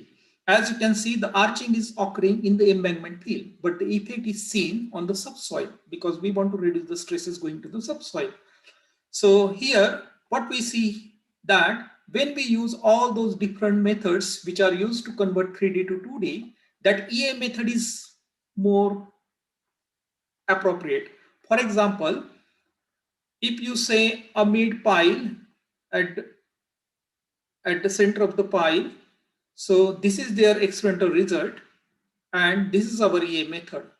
So this method is capturing it properly, and only here you can see that there is it just stays as 1. So it could be some experimental error. But then when we see their measurements above pile, you can see the black line here, and then how it is varying with the depth. And then our EA method, which is these blue symbols and blue colored line, it is capturing that phenomenon.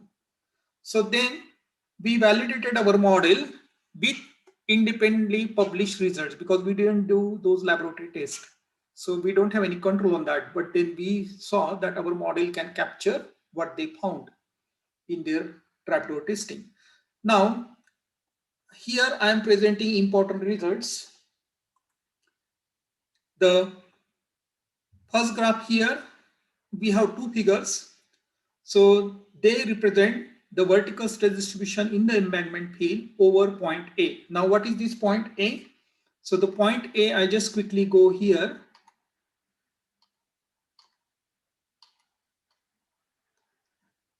Yeah, so this is the point A. See, the point A is exactly in the middle between these adjacent piles. And then point B and B dash, so this B and then this B dash, either way, it is just the center of top of the pile. So I'm talking about this point A, which is on the subsoil. So I go to my presentation slide again. And here what we observe that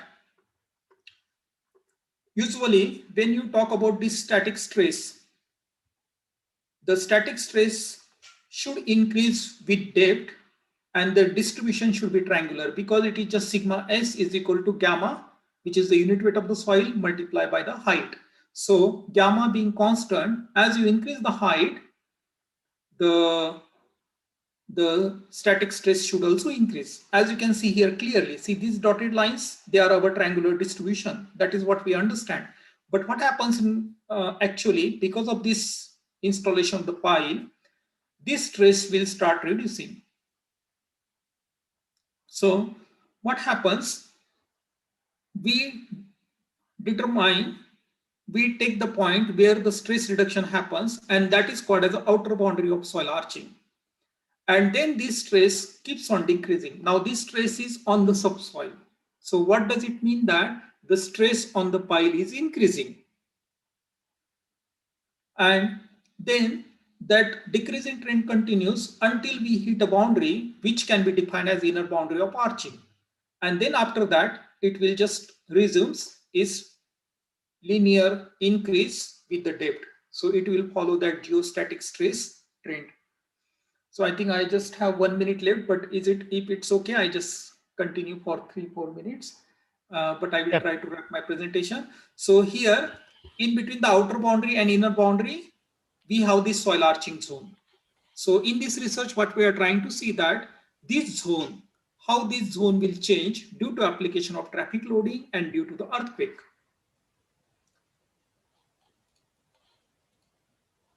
And here important thing with the pile spacing, what happens when you increase the pile spacing, see this outer boundary of soil arching, it is dependent on the pile spacing, whereas the inner boundary just remains the same. So what happens here, as you increase, say this 2 meter, 2.5 meter and 3.5 meter, so outer boundary of the soil arching is moving down. So what does it mean? That the soil arching zone thickness is changing, is reducing. So that's not good. So we want the spacing as small as possible. So spacing up to 2 meter is very good for effective mobilization of soil arching. Also, what we see here, that the pile modulus doesn't have much effect on this SAR. What is SAR? Soil arching ratio is ratio of sigma S, which is vertical stress acting on subsoil, divided by that gamma H, which is geostatic stress, plus Q, which is the surcharge. But when you check the embankment modulus, you can see almost 60% reduction is observed because of embankment modulus increase from 50 to 30. So when SAR is reducing, means vertical stress acting on subsoil is reducing. That's what we want. So embankment modulus has better impact compared to pile modulus. So you don't need to focus too much on changing the pile material. You better off improving the quality of the embankment fill material. Now here on the right side, we see that the friction angle is more important compared to dilation angle. And here you can see the friction angle when increases from 30 to 45%. Again, the ACR decreases up to 25 to 30%, depending upon the value of friction angle. And here you can see the different methods give the different prediction of this ACR, and our present study is shown here. And then the equations are given. Now part 2, the seismic. So the part 1 I covered the static assessment, and in part 2 the seismic assessment. So these are the earthquake. Now Australia that way is very lucky compared to our neighbor country, which is New Zealand, far larger and large number of earthquakes and more intense earthquakes there. Australia so far is very lucky. So here for this study we took Christchurch earthquake 2011, and in the seismic analysis, when you do it in FEM, so these are the equations we need to always check. So we obtain the damping ratio using this equation. The mesh size we have to be careful, because it should be between lambda over 8 to lambda over 10, where lambda is the wavelength of the shear wave. And then the type step is given by this ratio. So in our model, we have the wavelength of 0.1 meter, and then the shear wave velocity we consider is 62 meter per second. And this is the acceleration record we input. And what we notice here, interesting thing is that, see this without earthquake, this is our blue line, and with earthquake, this is our black line. So without earthquake, you can see the soil arching is properly developed, and then we were successful in reducing the stress on the subsoil. But what happens with earthquake? You know, all this erratic behavior. So earthquake disrupts the formation of soil arching. And the next slide, also we can see that because of the soil arching, we cannot really push to formation of passive pressure in the embankment field. So that is this results about the lateral stress variation between K0, K0, Kp and K. So these are my concluding remarks, that embankment modulus and effective friction angle very important. Seismic assessment of soil arching should be considered in the design of pile embankment, because we have seen if you don't consider earthquake, design looks stable, but the moment you apply earthquake, is not stable, and then you are not able to transfer the stresses properly to the pile. So current design approaches need to be improved. So thank you. You are welcome to ask me question. Sorry for taking 3 extra minutes. Thank you, Dr. Nivalkar, for your interesting study in this ground mechanics, which is really needed for the improvement of different models and our understanding in this field. So I have here in chat box, I have particular 2 or 3 questions. So the first question from Mohammad Azmal is that how much is this spacing now? There's a, okay, yeah. Okay, so the first question, what are the arching made of and how?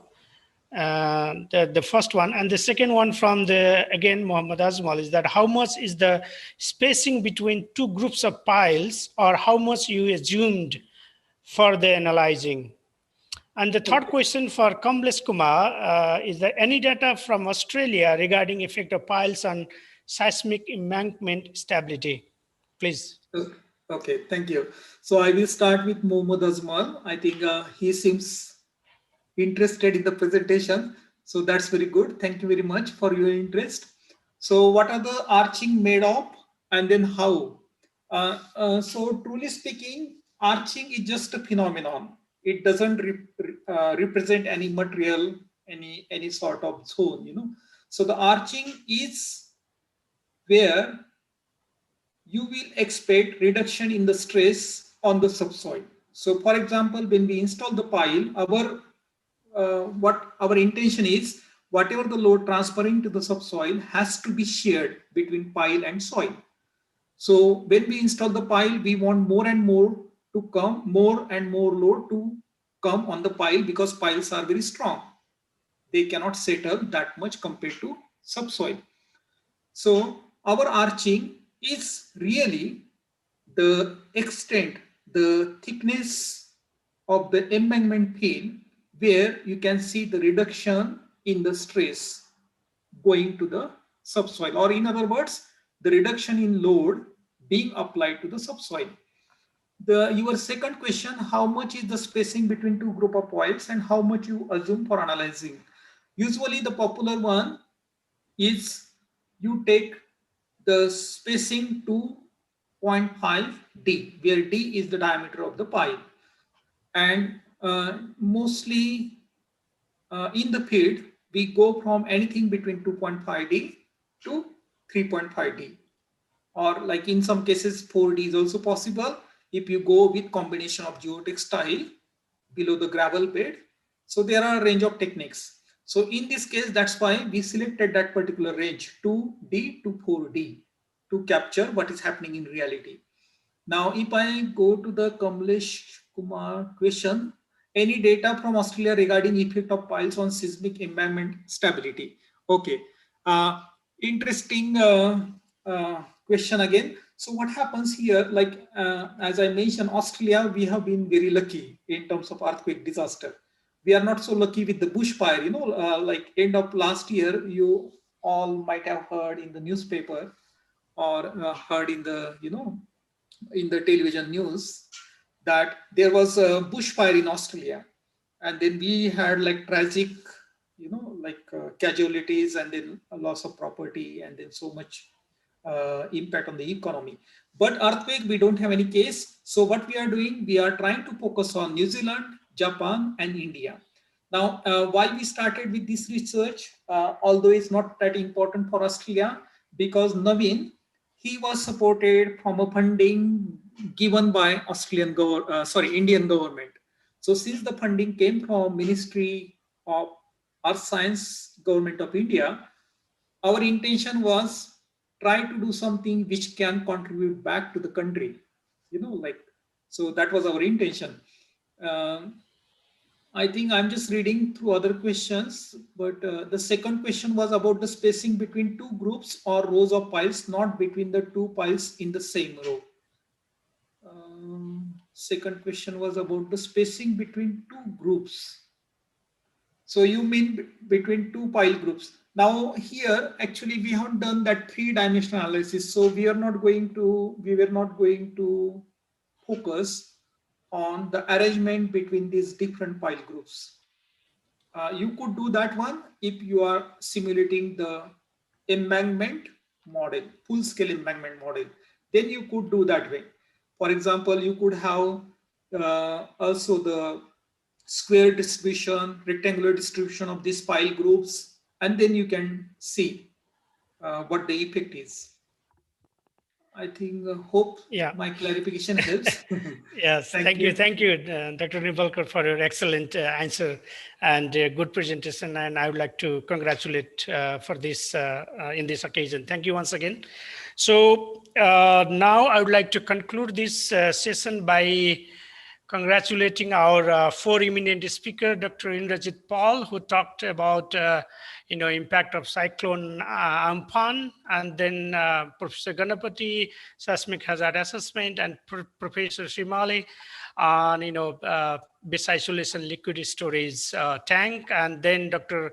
Nimalkar just explained about this soil arching in embankment, which is very important for this ground mechanics. So overall, for presentation captured the very important aspects of, on a broader aspect on disaster risk reduction, whatever we are doing after all is for the people and the, critical infrastructure and others. So thank you once again, organizer, for providing me this opportunity to chair this interesting session. Thank you once again. Over to you, Sibal sir. Thank you, Dr. Basanta, for very efficiently moderating this session. And thanks to all the speakers. So Dr. Basanta is our program committee chair. So I need not thank actually, but formally special thanks for very efficiently moderating. And thank you all the participants. So again, today evening, we will meet at 6 p.m. as usual. We will be having keynote session 4 chaired by Professor Chandan Ghosh. And we have 4 keynote speakers. So please join in the evening. And in the afternoon, 2 to 4 p.m., we have 2 technical sessions running parallelly.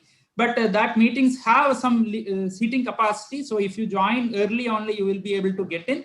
But I will request all the presenters to join by 1:45 p.m. itself. But in the evening session, everybody is welcome. Thank you. Chandan Ghosh, sir, you have something to say? No, yes, okay. Okay, thank you. Thank you for efficiently conducting this session. Let us meet at 2 as well as at 6 today. Yes. And I request all our participants, they are really making it a very strong combination here to see all these important keynote lectures as well as technical presentation. Thank you. Thank you. Namaste. Yeah. Bye-bye.